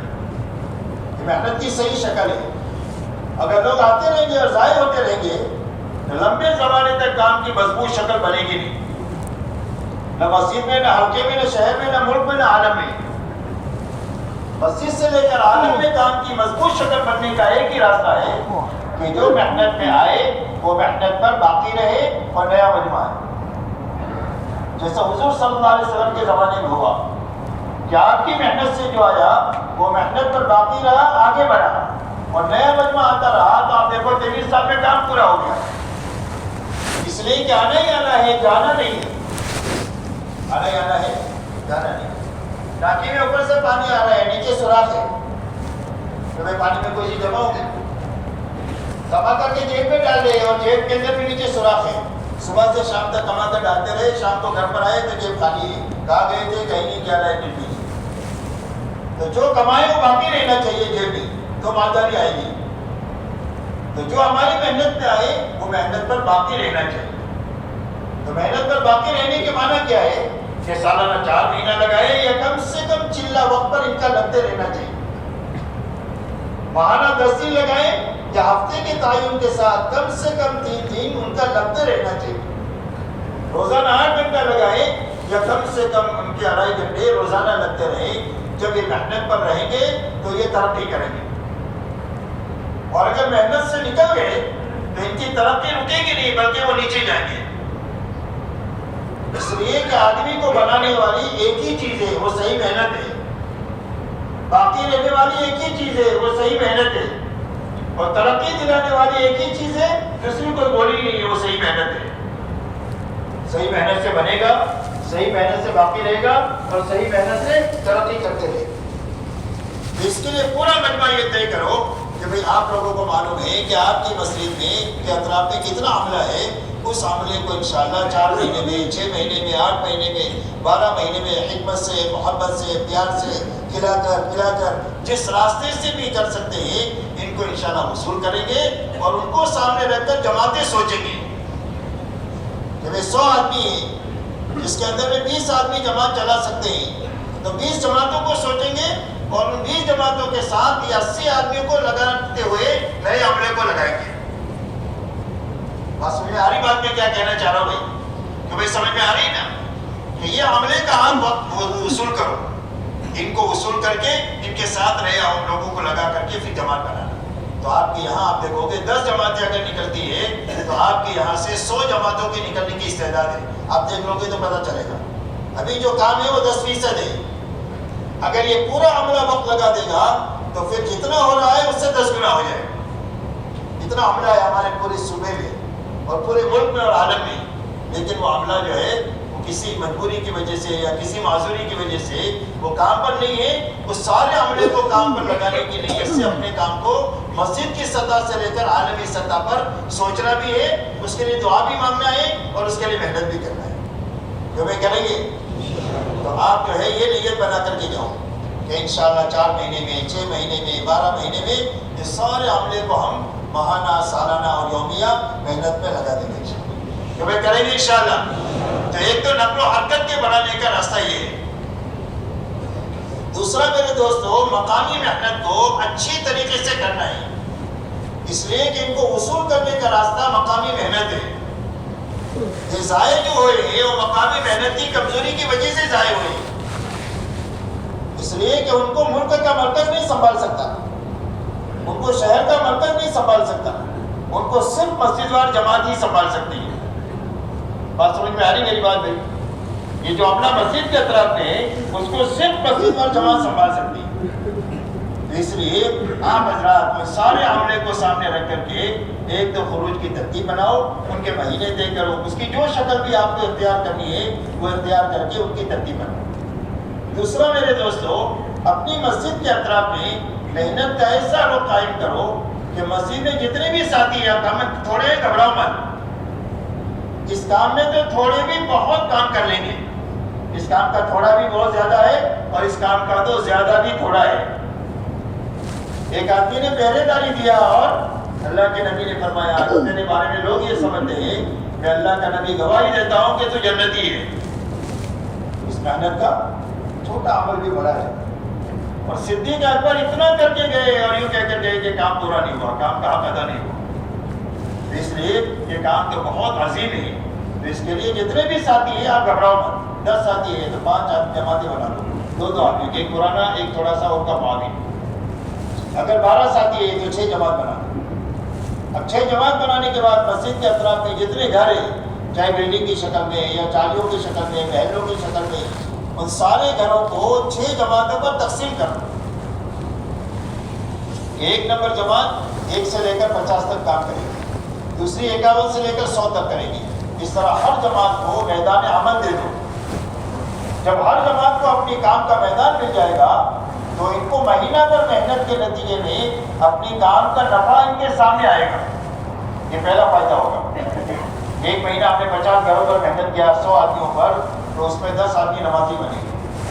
5 آدمی نے 3 دن لگایا، 2 آدمی چلنے کے لیے گئے، 2 آدمی نے غلط زندگی سے توبہ کیا. یہ کام کا نفع ہے. اور صحیح محنت کی وجہ سے وہ اندرون میں روحانی ترقی بھی کریں گے. بہت ان کی ہدایت میں ترقی ہوگی، اندر میں بھی ترقی ہوگی، باہر میں کام کا نفع نظر آئے گا. تو یہ مجمع سست نہیں ہوگا، بلکہ اتنی طبیعت ان کی کام کے لیے دوڑے گی کہ آپ روکنا چاہو گے تو رکیں گے نہیں.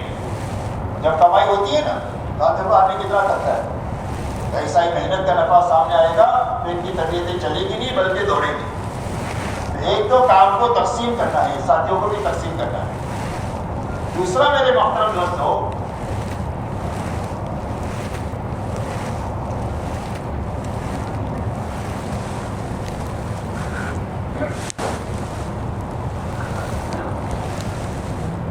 اب اپنا تقسیم کر لیا آپ نے، خروج کی بھی ترتیب بنا دیا، مقامی کام کی بھی ترتیب بنا دی. اب یہ پوری ترتیب پر قابو پانے کے لیے ایک تو ہمارے پاس سب سے پہلی چیز مشورہ ہے کہ روزانہ کسی نماز کے بعد میں سر جوڑ کر جتنے ساتھی ہیں وہ بیٹھے اور کوشش کریں کہ مسجد کے تمام ساتھیوں کو بٹھانے کی کوشش کریں.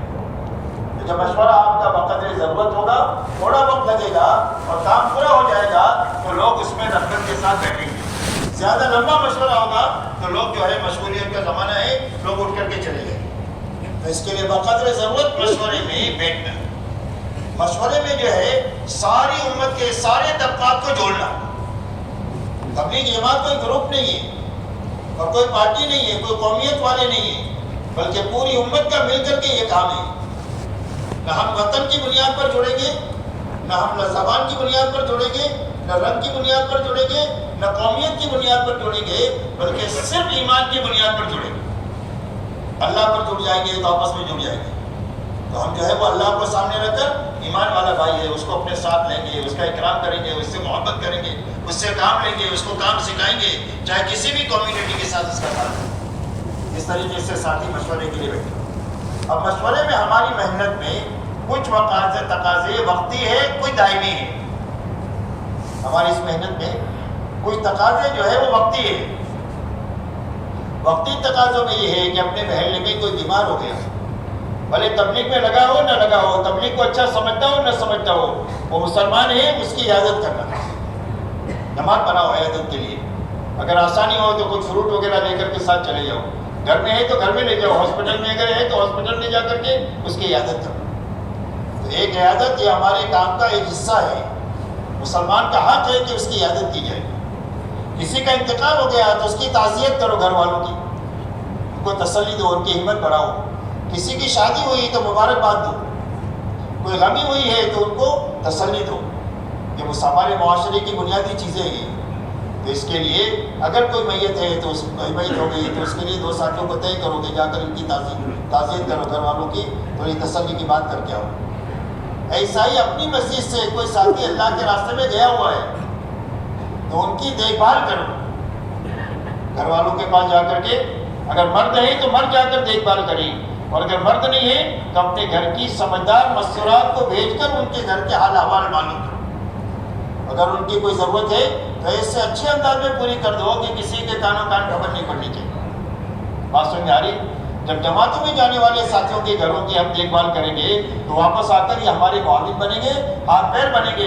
اور اگر ان کو ان کے حال پر چھوڑ دیں گے اور ان کے گھر والوں کی شکایت ان کو ہوگی کہ جماعت کی تشکیل کرنے کے لیے 10 مرتبہ تمہارے پاس چکر کاٹتے تھے اور تمہارے جانے کے بعد ہمارے بچے بیمار ہو گئے, میں بیمار ہو گئی, لیکن کسی نے ہم کو دیکھ کر بھی نہیں دیکھا, تو اس طریقے سے وہ کبھی آپ کے میرے معاون نہیں بن سکتے. اس لیے ان کی دیکھ بھال کرنا. کوئی جماعت نکل رہی ہے تو اس کو وصول کرنا, اس کو روانگی کی بات سمجھانے کے ساتھی باری باری طے کرنا, تاکہ سارے ساتھی سارے کام کو سیکھیں. کام جو ہے 2-4 آدمیوں کے ہاتھ میں نہیں ہونا چاہیے, کام ایک مجموعے کے ہاتھ میں ہونا چاہیے کہ کسی کے مرنے جینے سے, کسی کی معذوری سے کام پر فرق نہیں پڑنا چاہیے. اس طرح سارے ساتھیوں سے سارے کام لینا. آپ کی مسجد میں جماعت آئی ہے, کمزور ہے, تو اپنے ساتھیوں کو پورا دن وقتاً فوقتاً لگا کر کے ان کو کام سکھانا, تعلیم سکھانا, گوش سکھانا, اصولی سکھانا, اصول تشکیلی کش سکھانا. غرض یہ کہ ہر کام ان کو سکھا کر اپنی مسجد سے کام سکھا کر کے بھیجنا. اگر مضبوط جماعت آئی ہے تو ان سے کام لینا. ہمارے بہت سارے تقاضے ہیں جو مقامی لوگوں کے ہاتھوں نہیں پورا ہو سکتے. کسی کے پرانے کی تشکیل کرنی ہے, ہمارے قابو میں نہیں آ رہی ہے, تو یہ آنے والی جماعت مضبوط جماعت ہے تو وہ کر لے گی. کوئی بڑا آدمی ہے, اس کی تشکیل ہم نہیں کر سکتے, تو آنے والی جماعت کر لے. اس لیے کہ ان کی نگاہ میں سارے برابر ہے کہ ہم نکلے سب کو نکلنا چاہیے, باقی کچھ نہیں. بہت بڑا چھوٹا ان کی نگاہ میں کوئی نہیں ہوتا, ان کی نگاہ میں سارے برابر ہوتے ہیں, تو وہ سب کی تشکیل کر لیں گے. تو اس طرح آنے والی جماعتوں سے کام لینا. جماعت جا رہی ہے اس کو روانہ کرنے کے لیے جانا, جماعت واپس ہو رہی ہے تو اس کا استقبال کرنا, واپسی میں ان کی کارگزاری لینا, ان کو واپسی کی بات اچھی طرح سمجھا کر بھیجنا. پھر اس کے بعد اگر ان کا کام میں کبھی شدت میں کمی ہو تو ان کی ملاقاتیں کر کے تانا تشریح نہیں کرنا, بلکہ ان کو محبت سے سمجھا کر کے کہ اتنا بڑا کام سیکھ کر آ رہے ہو, اپنی زندگی بھر کرتے رہیں گے تو اللہ یہ انعامات دیں گے, یہ انعامات دیں گے, یہ انعامات دیں گے. اس طرح فضائل کے راستے سے اپنے عملے کو سمیٹنا. تو یہ ہمارے وقتی تقاضے ہیں. روز بیمار نہیں ہوتا کوئی, روز میت نہیں ہوتی, یہ وقتی تقاضے ہیں. جب وقتی تقاضے ہو تو ساتھیوں کی مختلف کاموں کے لیے جماعت بنا کر سارے ساتھیوں سے کام کرانا, تاکہ سارے ساتھی کام کے بنے. یہ نہ سمجھے کہ بھئی ہم ہی کر سکتے ہیں, یہ نہیں کر سکتے, ہم 2-4 آدمی کام کر سکتے ہیں, یہ تو نہیں کر سکتے. ہر آدمی میں عالمی استعداد ہے. اللہ نے پورے عالم کی ذمہ داری اس لیے دی ہے کہ اگر استعداد نہیں ہوتی تو عالم کی ذمہ داری نہیں دیتے. ہر آدمی میں عالمی استعداد ہے. ظاہر کب ہوگی؟ جب وہ میدان عمل میں آئے گا. جب آپ اسے کام کرائیں گے تو کام کا بن جائے گا. گاتے گاتے گویا بن جاتا ہے, کرتے کرتے گویا بن جاتا ہے, گویا بن جاتا ہے. بس سمجھ آ رہی؟ حضرت عمر کیسے تھے؟ اونٹ چلانے نہیں جاتے تھے, لیکن جب میدان عمل میں آئے تو آپ نے فرمایا میرے بعد نبوت کا سلسلہ ہوتا تو عمر نبی بنائے جاتے. اتنی صلاحیتیں ان کی اجاگر ہوئی. خالد بن ولید فن حرب ضرب کے ماہر تھے. جب اسلام قبول کیا ہے تو جس میدان میں خالد بن ولید وہاں شکش نہیں ہو سکتی. اتنی صلاحیتیں اجاگر ہوتی ہے محنت کے راستے سے. اللہ نے ایسی عظیم محنت دیا ہے کہ جس میں ہماری صلاحیتیں جتنی ہیں اس سے کئی گنا بڑھے گی. صرف دینی لائن کی نہیں بلکہ دنیا کی لائن کی صلاحیتیں بھی بڑھیں گی. دنیا کے کاموں کی سوجھ بوجھ بھی تبلیغ کے راستے سے پیدا ہوگی. اللہ نے ایسا زبردست طاقتور عمل دیا ہے. تو اس کے لیے سارے ساتھیوں پر یہ تقاضے تقسیم کریں. ہمارا دائمی تقاضا ہر گھر ہر فرد کی ملاقات ہے. 1 مہینہ ہوتے ہوتے 100% گھروں کی ملاقات ہونی چاہیے. کہ بھائی ملاقاتوں کے لیے کیا کرنا پڑے گا؟ صرف بیٹھ کر مشورہ کرنے سے ہو جائے گا کام؟ کیا کرنا پڑے گا؟ وقت فارغ کرنا پڑے گا. کتنا وقت فارغ کرنا چاہیے؟ کتنا کرنا چاہیے؟ 8 گھنٹے کی نیت کرو، 2.5 گھنٹے سے شروع کرو. ابھی 2.5 گھنٹہ اس لیے مشکل ہے کہ ذہنوں میں کام نہیں ہے. جس دن ذہنوں میں کام آئے گا تو مجھے یقین ہے کہ یہ بچہ 8 گھنٹہ نہیں، آدھا دن مسجد کو دے گا اور آدھی رات مسجد کو دے گا. یہ استعداد پورے بچے کے لیے. صرف وقت نہ دینے کی وجہ یہ ہے کہ ذہنوں میں کام نہیں ہے. ورنہ مسلمان میں تو اللہ نے اتنی استعداد رکھی ہے کہ اللہ کے نام پر یہ جان دے سکتا ہے. 2-2.5 گھنٹہ 4 گھنٹے کی کیا حیثیت ہے اس کے سامنے؟ لیکن ذہنوں میں کام نہیں ہے. کام ذہنوں میں کب آئے گا؟ ذہنوں میں کام اس وقت میں آئے گا جب ہم روزانہ کم سے کم 8 گھنٹے کی نتیجے سے 2.5 گھنٹہ فارغ کریں گے. 2.5 گھنٹہ فارغ کریں گے تو اب کام کے تقاضے آئیں گے. جیسے آدمی دکان کھولتا ہے تو گاہک آتے ہیں. دکان کھولتا ہے تو گاہک آتا ہے. اگر جو ہے نا دکان کھول کر کے 5 منٹ دکان کو دیکھ کر واپس چلا جائے، جیسے ملاقاتوں میں ہم کرتے ہیں کیونکہ بھائی کوئی گاہک آئے گا. ہماری تبلیغ کیا ہے؟ ابھی تبلیغ یہی ہے، ملاقات طے ہوتی ہے، ملا تو ٹھیک ہے، نہیں تو گھر چلے گئے. ایسی تبلیغ سے کام نہیں ہوتا میرے دوستوں. وہ تو جس طرح دکان کھولتے ہی تو گاہک آتا ہے، ایسا ہی 2.5 گھنٹہ آپ فارغ کریں گے تو اللہ کام کے تقاضے آپ کو سجائیں گے. اور پھر ان کام کے تقاضوں کو جب آپ پورا کریں گے تو آپ کی اسپیڈ بھی بڑھے گی، آپ کی روحانیت بھی بڑھے گی اور آپ تھکیں گے نہیں، بلکہ کام کے جتنے تقاضے ہوں گے اتنا آپ فارغ کریں گے اور اللہ تعالیٰ تمہاری دنیا کا 1% بھی نقصان ہونے نہیں دیں گے. یہ میں پکی ٹکی باتیں کہہ رہا ہوں میرے دوستوں. اس کے لیے سارا مجمع طے کرو کہ انشاءاللہ روزانہ 2.5 گھنٹہ لگائیں گے 8 گھنٹے کی نیت سے. کہ بھائی کون کون لگانے کے لیے تیار ہے؟ اللہ تعالیٰ 2.5 گھنٹے میں کتنی منٹ ہوتی ہے؟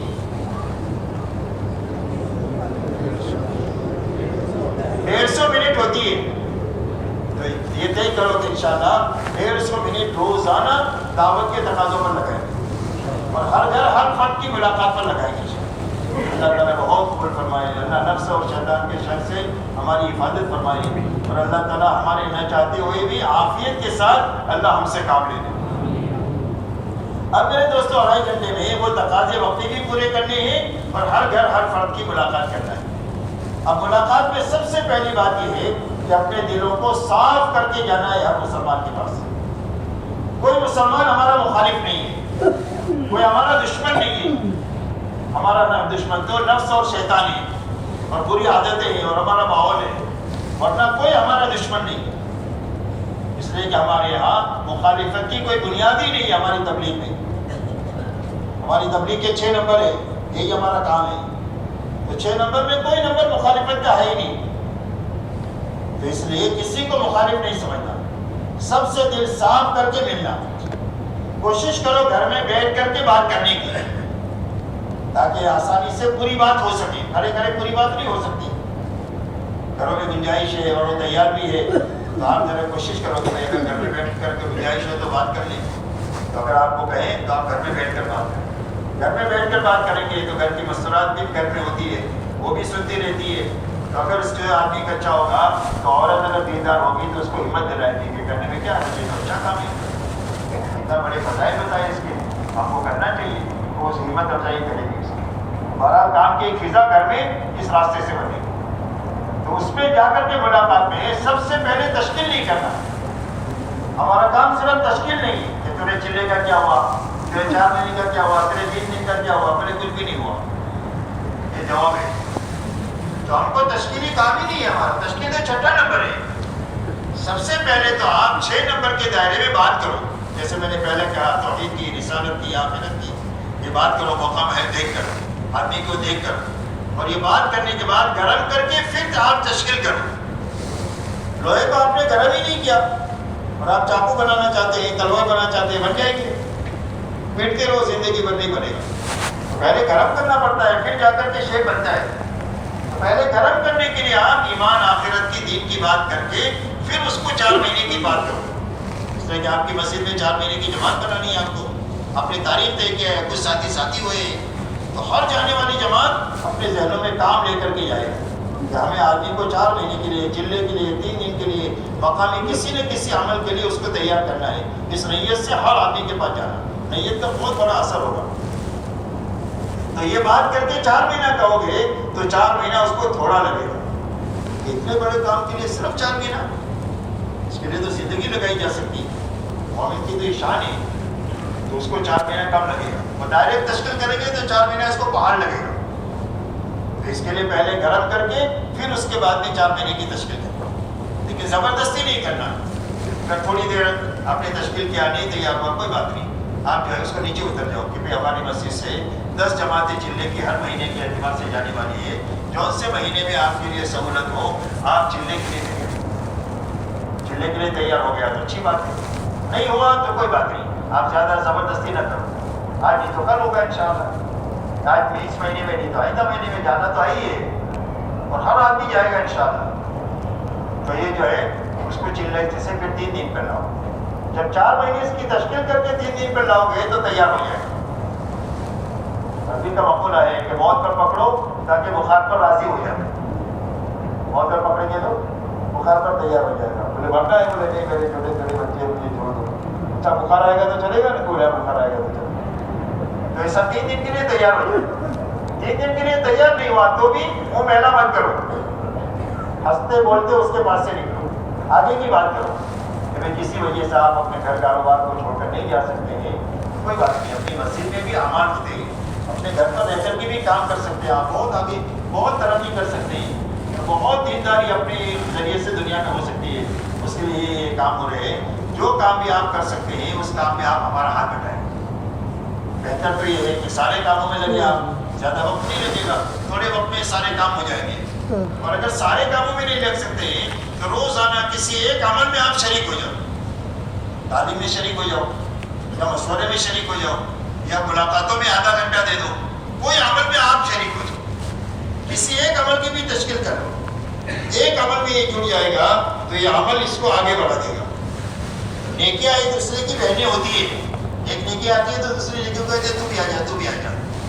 ایک عمل پر آیا تو دوسرا عمل کی تشکیل عمل کرے گا. اس کا آپ کے ماحول میں آ گیا, اب آپ کے ساتھ بیٹھنے لگا, اٹھنے لگا, دعا سلام ہونے لگی, آپ نے محبت سے اس کو اپنا لینا شروع کیا تو ابھی آگے بڑھنے کی راہ اس کی ہموار ہو گئی. اس طریقے سے ہر گھر ہر فرد کی ملاقات جو میں کروں گا انشاءاللہ. اسی کے ساتھ میں تیسرا عمل ہے مسجد کی تعلیم کا عمل. یہ تعلیم کا عمل بہت طاقتور عمل ہے. اپنی زندگیوں کے بگاڑ کو ختم کرنے کے لیے یہ بہت طاقتور ذریعہ ہے. کیوں فرماتے ہیں کہ تعلیم کی مثال ایسی ہے جیسا کہ گولی کی. آدمی گولی کھاتا ہے تو پیٹ میں جاتی ہے, لیکن اثر کہاں کرے گی؟ سر میں درد ہے تو یہ اثر کرے گی, اور گھٹنے میں درد ہے تو یہ اثر کرے گی. ایسا ہے تعلیم میں اللہ ہمارے رب ہے, وہ جانتے ہیں کہ اس مدعے کی کیا ضرورت ہے. تو ساری کتاب ہماری فضائل کی کتابیں ہیں, اور فضائل صدقات کے تعلیم کی کتابیں ہیں, اور وہ ساری امت کے لیے لکھی گئی ہے. بہت بڑا علم اس میں ہے. تو اللہ تعالیٰ تعلیم میں ایسا مضمون لائیں گے کہ جس میں ہمارے اندر کا بگاڑ آہستہ آہستہ ختم ہوگا. ہمارے ایمان میں کھوٹ ہے تو تعلیم کی برکت سے دور ہوگی. نماز کی سستی, گھروں میں جھگڑے, حلال حرام کی رعایت نہ کرنا, ریاکاری, امت کی فکر نہ ہونا, یہ ساری بیماریاں ہیں. یہ ساری بیماریاں تعلیم کی برکت سے اللہ دور کرے. اس لیے اپنے آپ کو محتاج سمجھ کر عمل کی نیت سے پابندی کے ساتھ تعلیم کے حلقے میں بیٹھنا, اور تعلیم اتنے وقت کرنا جتنے وقت میں بچنے کی بشاشت ہو. 10 منٹ کی بشاشت ہے تو 10 منٹ کرو, پھر بشاشت بڑھے, طلب بڑھے تو 11 منٹ کرو, پھر 12 منٹ کرو. آہستہ آہستہ بڑھاؤ. زبردستی کام نہیں ہوتا, ورنہ زبردستی کرنے کی شریعت میں اجازت ہے. اللہ تعالیٰ نے دین کو آسان کیا ہے. اللہ نے یہ نہیں کہا کہ کرو یا مرو, کہ ہمارے دین میں یہ کہ کرو یا مرو نہیں. ہمارے کام میں تو آسانی ہے دین میں. اس لیے آسانی کے ساتھ اس عمل کو امت میں چلانا, کوشش کرنا کہ سارے نمازی تعلیم کے حلقے میں بیٹھے. یہ کسی گروپ کے لیے تعلیم نہیں ہے, یہ پوری امت کے لیے تعلیم ہے. بات سمجھ آ رہی؟ دوسرا, اپنے گھروں میں تعلیم کرنا اور محبت سے تعلیم شروع کرنا. ڈانٹ ڈپٹنے سے نہیں, مارنے سے نہیں, گالی گلوچ سے نہیں, زبردستی نہیں, صرف محبت سے. محبت کی بھاشا تو جانور سمجھتا ہے, ہمارے گھر والے نہیں سمجھے گی. محبت سے اپنے گھر میں تعلیم کا حلقہ شروع کرنا. اگر پہلے شروع مخالفت اور ناگواری بھی آئے تو ذرا بھی غصے نہیں ہونا, ذرا بھی ڈانٹ ڈپٹ نہیں کرنا, نہ بچوں کو نہ اس بچوں کی ماں کو. آپ تو برداشت کرتے ہوئے جس طرح ایک نئے آدمی کو آپ سنبھالتے ہیں ایسے اپنے گھر والوں کو سنبھال کر کے تعلیم شروع کرنا. انشاءاللہ 2-3 مہینے میں کام ہو جائے گا. 2-3 مہینے میں تعلیم کی برکت سے دین کی فضا گھر میں بن جائے گی. حضرت جی رحمۃ اللہ علیہ فرماتے تھے کہ تمہارے گھروں میں جتنے بے دینی کے سراغ کھلے ہوئے ہیں وہ سارے تعلیم کی برکت سے بند ہو جائیں گے. اتنا بڑا طاقتور عمل ہے. ہمارے گھروں میں عبادت کی فضا بن جائے گی تعلیم کی برکت سے. دین کے سیکھنے کا شوق پیدا ہو جائے گا. گھروں میں تسبیح تلاوت زندہ ہو جائے گی. گھروں میں سنت کا ماحول بننے لگے گا. بچوں کی تربیت کا فکر پیدا ہو جائے گا. گھروں میں شرم اور حیا زندہ ہو جائے گی اور گھر جو ہے وہ جنت کا نمونہ بن جائے گا. ہزاروں گھر بنے ہیں دنیا میں, بلکہ لاکھوں کروڑوں گھر تعلیم کے حلقے کے راستے سے بنے ہیں. لیکن شرط یہ ہے کہ محبت کے ساتھ کرنا اور گھر کا ماحول شروع سے بنانا میرے دوستوں بہت ضروری ہے. ورنہ بڑے ہو کر کے بعد میں ایسے حالات پیدا ہو جائیں گے کہ تبلیغ کرنا ہمارے لیے مشکل ہو جائے. اس لیے کہ گھر کی سیاست میں یا گھر کے جھگڑے میں بچے اس کی ماں کے ساتھ ہوتے ہیں, اس کے ساتھ ہوتے ہیں. اور عورت زندگی میں 2 مرتبہ جوان ہوتی ہے. ایک شادی کے وقت جوان ہوتی ہے اور ایک جب اس کے بچے بڑے ہو جاتے جوان ہو جاتے. اس وقت میں تمہاری میری کی اس کو ضرورت نہیں ہے. تو کہیں گے بڈھے کو مسجد میں چھوڑ دو, کھانا پہنچا دیا کریں گے, مرے گا تو مسلمانوں کے قبرستانوں میں دفن کر دیں گے. اس لیے ہم سب کو برباد کر کے رکھا ہوا ہے. اس لیے اپنے گھر کا ماحول بنانے کا آسان راستہ محبت سے اپنے گھروں میں تعلیم کو زندہ کرنا. کیا میں کریں گے؟ کون کون کریں گے؟ اس میں بھی وہی بات ہے کہ طلب کے اعتبار سے آگے بڑھو. میں نے 5 منٹ سے شروع کرو, 3 منٹ سے شروع کرو, 2 حدیث پڑھو.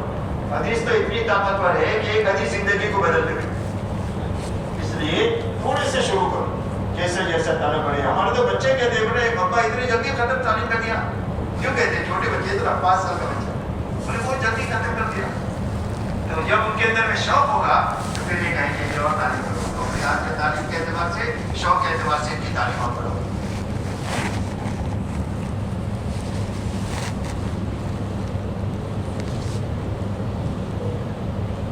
اسی کے ساتھ میں میرے دوستوں اپنے گھر کو بناتے ہوئے اور اپنے کو بناتے ہوئے اپنے محلے کو بنانا ہے. ہمارے بچے محلے میں جا کر کھیلیں گے. اگر محلے کی فضا صحیح نہیں ہوگی تو گانے سیکھ کر آئیں گے. آپ دیکھ لو, گانے سیکھ کر کے آئیں گے اور غلط چیزیں سیکھ کر آئیں گے. اس طرح کے ماحول میں وہی چیزیں ہیں وہی سیکھ کر آئیں گے. تو اپنے ماحول کے اندر میں دینداری لانے کے لیے 2.5 گھنٹے کی محنت کے ساتھ میں ہفتہ واری گشت ہے. اور ہفتہ واری گشت اتنا طاقتور ہے کہ پوری امت میں پورے قرآن کو عملی طور پر زندہ کرنے کی طاقت اللہ نے عمومی گشت میں رکھی ہے. اتنا طاقتور عمل ہے. حضور صلی اللہ علیہ وسلم کی پوری محنت کے سب سے زیادہ قریب عمل جو ہے یہ عمومی گشت ہے. اور آپ اس کو روز دیکھتے ہی ایک جماعت جاتی ہے گشت میں تو قرآن حافظ نہیں ہے, عالم نہیں ہے, بلکہ چند صورتیں ان کو یاد ہیں. کسی کی خوشامد کر کے بے نمازی کو مسجد میں لے آتے اور وضو کرتا ہے, وضو کی آیت زندہ ہو گئی. وضو کے بعد نماز پڑھی تو نماز کی جتنی آیت ہے وہ زندہ ہو گئی. قرآن پڑھا تو قرآن کے پڑھنے کی جو آیت ہے وہ زندہ ہو گئی. اس کے بعد تعلیم بیان میں بیٹھا, اس کی تشکیل ہو گئی. پھر جماعت میں چلا گیا تو زکوٰۃ کے فضائل سنے انہیں. وہ زکوٰۃ فرض تھی, زکوٰۃ نہیں دیتا تھا تو زکوٰۃ دینے لگ گیا اور اس زکوٰۃ کی آیتیں ساری اس کی زندگی میں زندہ ہو گئی. اللہ نے ہر جگہ اقیموا الصلاۃ وآتوا الزکاۃ, اقیموا الصلاۃ وآتوا الزکاۃ, یہ ساری آیتیں زندہ ہو گئی. ماں باپ کے ساتھ میں ناراضگی تھی تو ماں باپ کی اطاعت کی باتیں سنی, اس میں فکر ہوا کہ ماں باپ کی ناراضگی میں اللہ کی ناراضگی ہے, میں اللہ کی ناراضگی کے ساتھ کیسے جی سکتا ہوں. ماں کی گود میں سر رکھ کے رو دھو کر کے اپنی ماں کو خوش کر لیا. تو قرآن میں جتنی آیتیں ہیں وبالوالدین احسانا, وبالوالدین احسانا, یہ ساری آیتیں زندہ ہوئی. پورے قرآن کو امت میں زندہ کرنے کا یہ آسان راستہ ہمارا عمومی گشت ہے. اس کے راستے سے اس لیے اس کو قربانی کے ساتھ کرنا, کہ معمولی عذر سے اس کو چھوڑنا نہیں, بلکہ سارے کاموں کو چھوڑ کر گشت میں شریک ہونا اور اتنا فکر کے ساتھ کرنا کہ ہمارے محلے میں 100% ایک تو نماز کی فضا بننی چاہیے. اس گشت کے ذریعے سے کیا ہونا چاہیے؟ 100% نماز کی فضا بننی چاہیے. ایسا اچھا گشت ہونا چاہیے. طاقت اللہ نے اس میں رکھی ہے.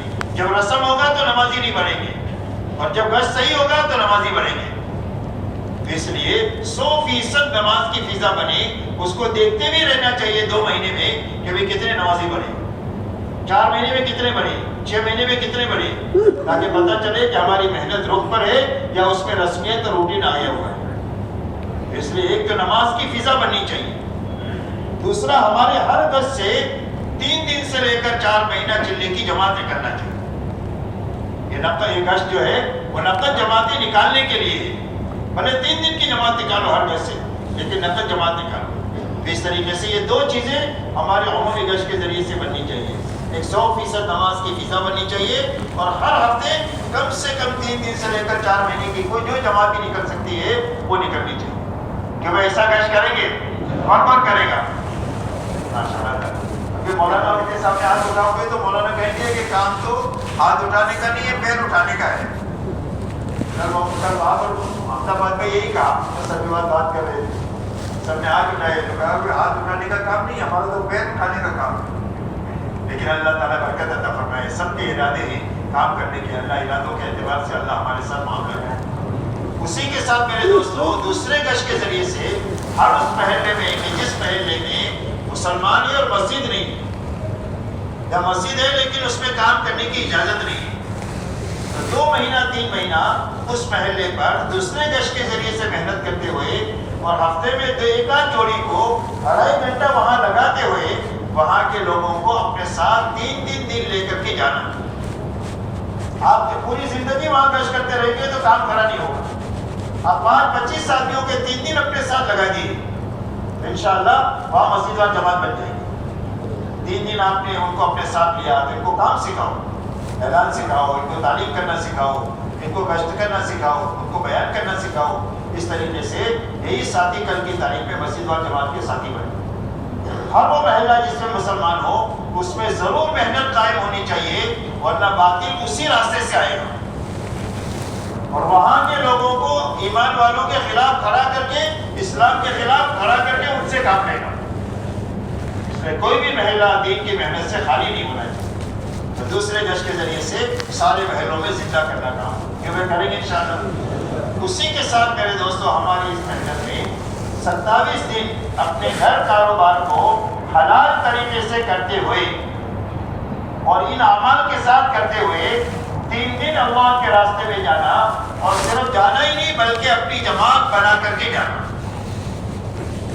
ہر پرانا آدمی اپنی جماعت بنا کر کے جائے، اس لیے کہ جماعت بنا کر کے جائے گا تو جماعت کی تربیت کرے گا، جماعت کی خدمت کرے گا، جماعت کے نخرے برداشت کرے گا. اس لیے کہ محنت سے جماعت بنی ہے. جو عورت بچہ جنتی ہے وہ بچے کی قدر جانتی ہے.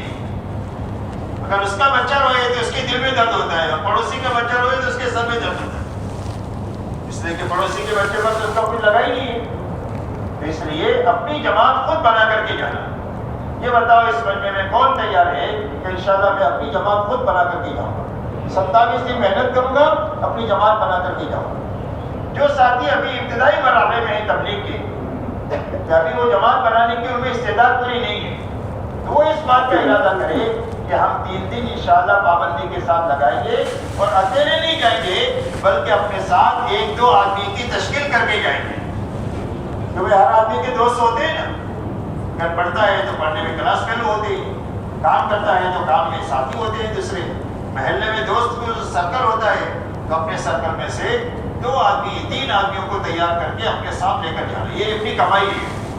ہم جس کو لے کر جائیں گے اور محنت پہ لگے گا، وہ جتنوں کو لگائے گا وہ سب ہماری محنت پہ، وہ ہماری کمائی ہوگی. تو ہر آدمی کمائی کے راستے پر پڑے، خود لگنے کے ساتھ ساتھ میں دوسرے لوگوں کو لگائے. جو جماعت بنا سکتا ہے پوری جماعت بنائے، جو جماعت نہیں بنا سکتا ہے وہ 1-2-3 آدمیوں کو اپنے ساتھ محبت کے ساتھ تشکیل کر کے لے کر اپنے ساتھ جائے. کہ وہ کریں گے انشاءاللہ. اب 3 دن میں میرے دوستو 2 کام کرنے ہیں. ایک تو 3 دن میں وقت پورا کرنا ہے. کیا کرنا ہے؟ وقت پورا کرنا. 3 دن میں کتنے گھنٹے ہوتے ہیں بھائی؟ 72 گھنٹے ہوتے ہیں. 72 گھنٹے پورے لگانا. ہم کو یہ نہیں معلوم ہے کہ ہماری تربیت کون سے گھنٹے میں ہے، اللہ جانتے ہیں. جب پورا وقت لگائیں گے تو 3 دن کا پورا نفع ملے گا. ایک تو 72 گھنٹے پورے لگانا, دوسرا 72 گھنٹے میں اعمال پورے کرنا. وقت پورا ہو گیا, عمل پورے نہیں ہوئے تو آدمی ادھورا جائے گا, ادھورا واپس آئے گا. اور عمل پورا کر کے آئے گا تو ترقی کر کے آئے گا, جیسا گیا تھا اس سے آگے بڑھ کر کے آئے گا. اس لیے ایک تو وقت پورا کرنا اور ایک اعمال پورے کرنا. اب ہمارے اعمال کیا ہے؟ صبح میں آپ نے تفصیل کے ساتھ میں سنے ہیں کہ نکلنے کے زمانے میں کرنے کے کیا کام ہے. تو میں تفصیل میں تو جاتا نہیں, لیکن اجمالی طور پر وہ سارے کام آپ کو بتا دیتا ہوں کہ ان کاموں کے ساتھ اپنے کو 3 دن لگانا ہے. وہ کام پورے ہونے چاہیے 3 دن. ایک تو کرنے کے کام کرتے ہوئے اپنا 3 دن لگانا. کیا کرتے ہوئے؟ انفرادی اجتماعی جو اعمال صبح میں آپ نے سنے ان سارے کاموں کو کرتے ہوئے 3 دن لگانا. وقت کے بھی 3 دن اور عمل کا بھی 3 دن. 3 دن تہجد, 3 دن قرآن پاک کی تلاوت, 3 دن 5 گز, ہر عمل کو 3 دن. کرنے کے کام سارے کرتے ہوئے 3 دن لگانا. بچنے کی ساری چیزوں سے بچتے ہوئے 3 دن لگانا. تو بچنے کی باتیں بتائیے نا, وہ ساری چیزوں سے بچنا. اس لیے کہ کرنے کے کام نہیں کیے تو اندر کچھ آئے گا نہیں. کرنے کے کام کیے, بچنے کی چیزوں سے نہیں بچے تو عمل کا جو نور آئے گا وہ چلا جائے گا. کہا گئے تھے کہیں نہیں کیا لائے کچھ بھی نہیں. اس لیے کرنا اور بچنا یاد رکھو, اچھی طرح سمجھ کر جانا ہے کہ کیا کرنا ہے, کن چیزوں سے بچنا ہے. دوسرا کام یہ ہے کہ جس بستی میں آپ جاؤ, جس طرح مقام پر آپ نے جماعتیں تقسیم کر کے علاقے کو تقسیم کر کے محنت کیا ہے, ایسا وہاں پر بھی 3 دن کے اندر میں کوئی گھر نہ چھوٹے, کوئی فرد نہ چھوٹے, تقسیم کر کے محنت کرو, قائم کرو. وہاں تو آپ بالکل فارغ ہیں, تو آپ جو ہے وہ 3 دن میں سارے گھروں کی ملاقات کر سکتے ہیں. مثال کے طور پر آپ 12 سال کے 3 دن میں گئے, اس مسجد کے اطراف میں 150 گھر ہیں. اب 6 جماعتیں آپ نے بنائی ملاقاتوں کے لیے, سیکھنے سکھانے کے لیے. اب 6 جماعتوں پر اگر 150 گھروں کو تقسیم کرو تو ایک جماعت کے حصے میں کتنے گھر آئیں گے بھائی؟ کتنے آئیں گے؟ حساب معلوم ہے کہ نہیں؟ 25 آئیں گے. 25 آئیں گے, 25 چک 150, 25 آئیں گے. اور وہاں آپ نے 3 دن ٹھہرنا ہے. ایک دن ایک جماعت کے حصے میں کتنے گھر آئیں گے؟ 8 گھر آئیں گے. آپ یہ بتاؤ, ہر جماعت اپنے تمام کاموں کے ساتھ 8 گھروں کی ملاقات کر سکتی ہے کہ نہیں کر سکتی؟ کام آسان ہو جائے گا. اتنا آسانی کے ساتھ آپ ہر بستی پر محنت کر سکتے ہیں. اور پھر جو مسلمان جہاں ملے وہاں جا کر ملو, گھر میں ملے, کھیت میں ملے, کینل کے اڈے پر ملے. اللہ نہ کرے کہ مسلمان شراب کے اڈے پر ہو, لیکن اگر کوئی ہو تو اس کو وہاں بھی مت چھوڑو, وہاں جا کر اس سے بھی ملو. ہر مسلمان کو جہاں سے جا ملو اور مل کر وہاں سے نقد جماعت نکال کر کے آؤ. یہ دوسرا کام ہے.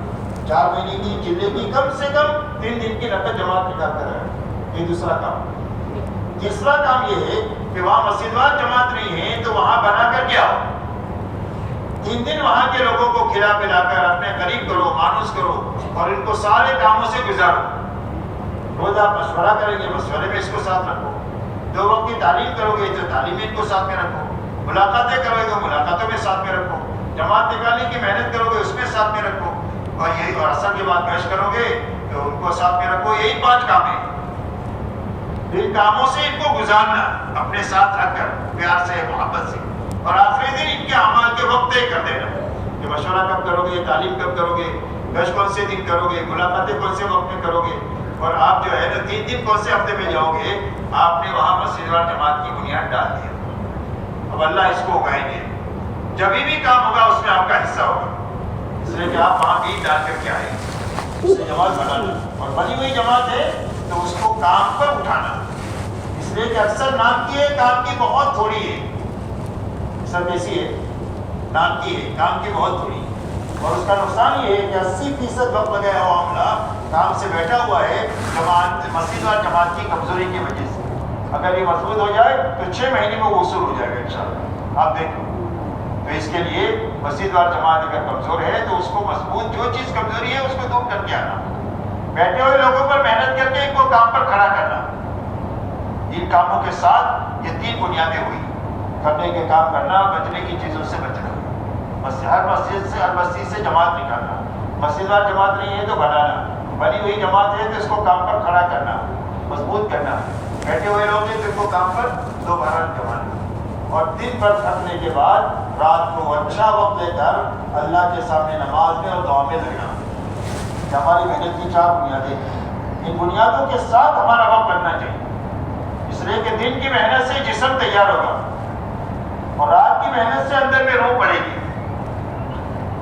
دن کی محنت ایسی ہے جیسے کسان زمین پر محنت کرتا ہے، ہل چلاتا ہے، بیج ڈالتا ہے، کھاد ڈالتا ہے، اور رات کی محنت ایسی ہے جیسے پانی چھوڑتا ہے۔ اگر پانی نہیں چھوڑے تو اس کی محنت ضائع جائے گی، کچھ اگے گا نہیں، پانی چھوڑے گا تو اگے گا۔ ایسا دن بھر کی محنت کو برابر کرنے کے لیے رات کو اللہ کے سامنے اچھی نماز پڑھنا، بڑی بڑی صورتیں نماز میں پڑھنا، بڑی بڑی صورتیں یاد کرنا، صرف 10 صورتوں پر اکتفا نہیں کرنا۔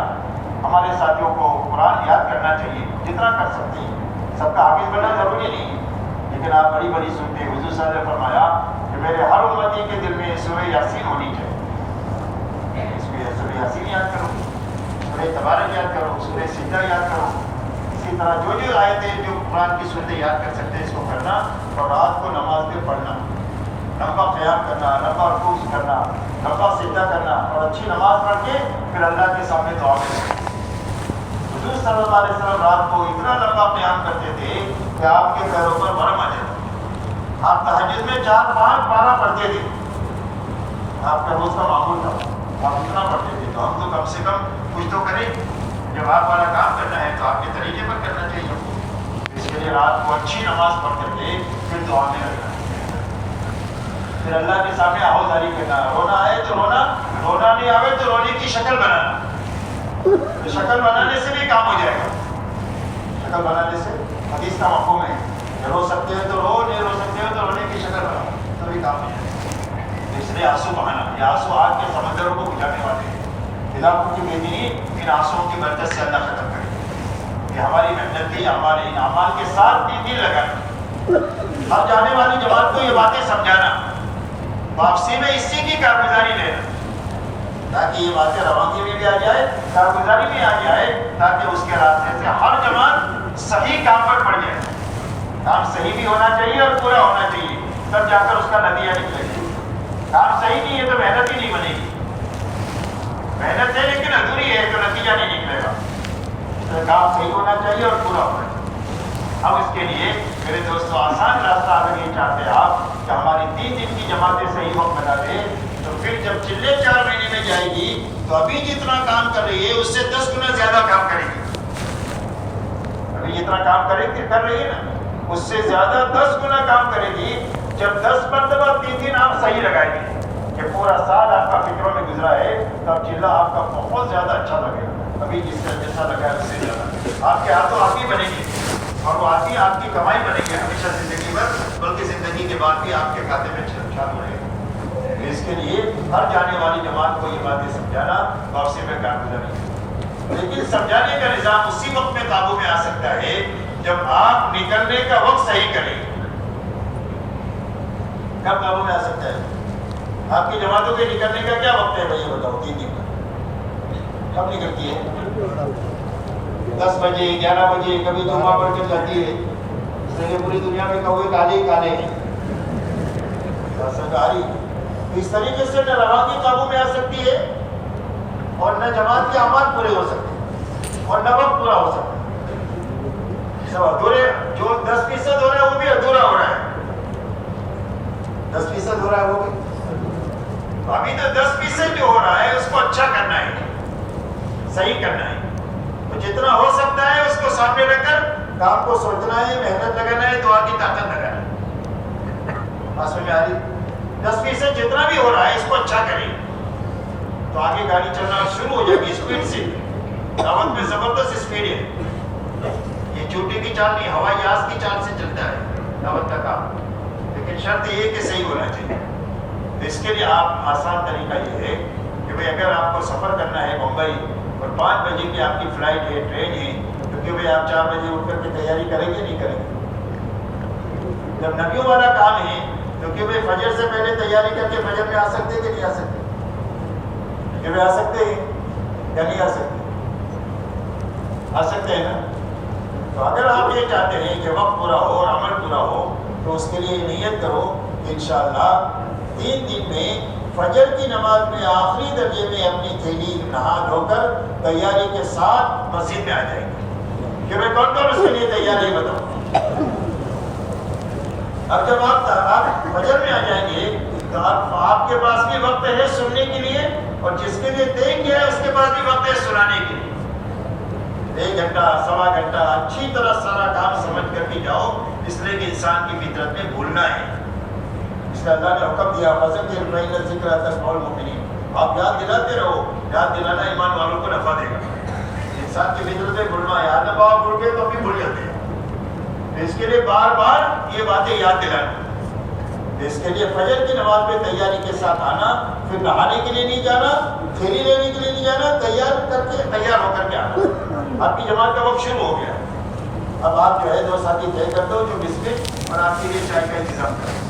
ابھی آپ کی جماعت شروع ہوگی اور روانگی بھی شروع ہوگی.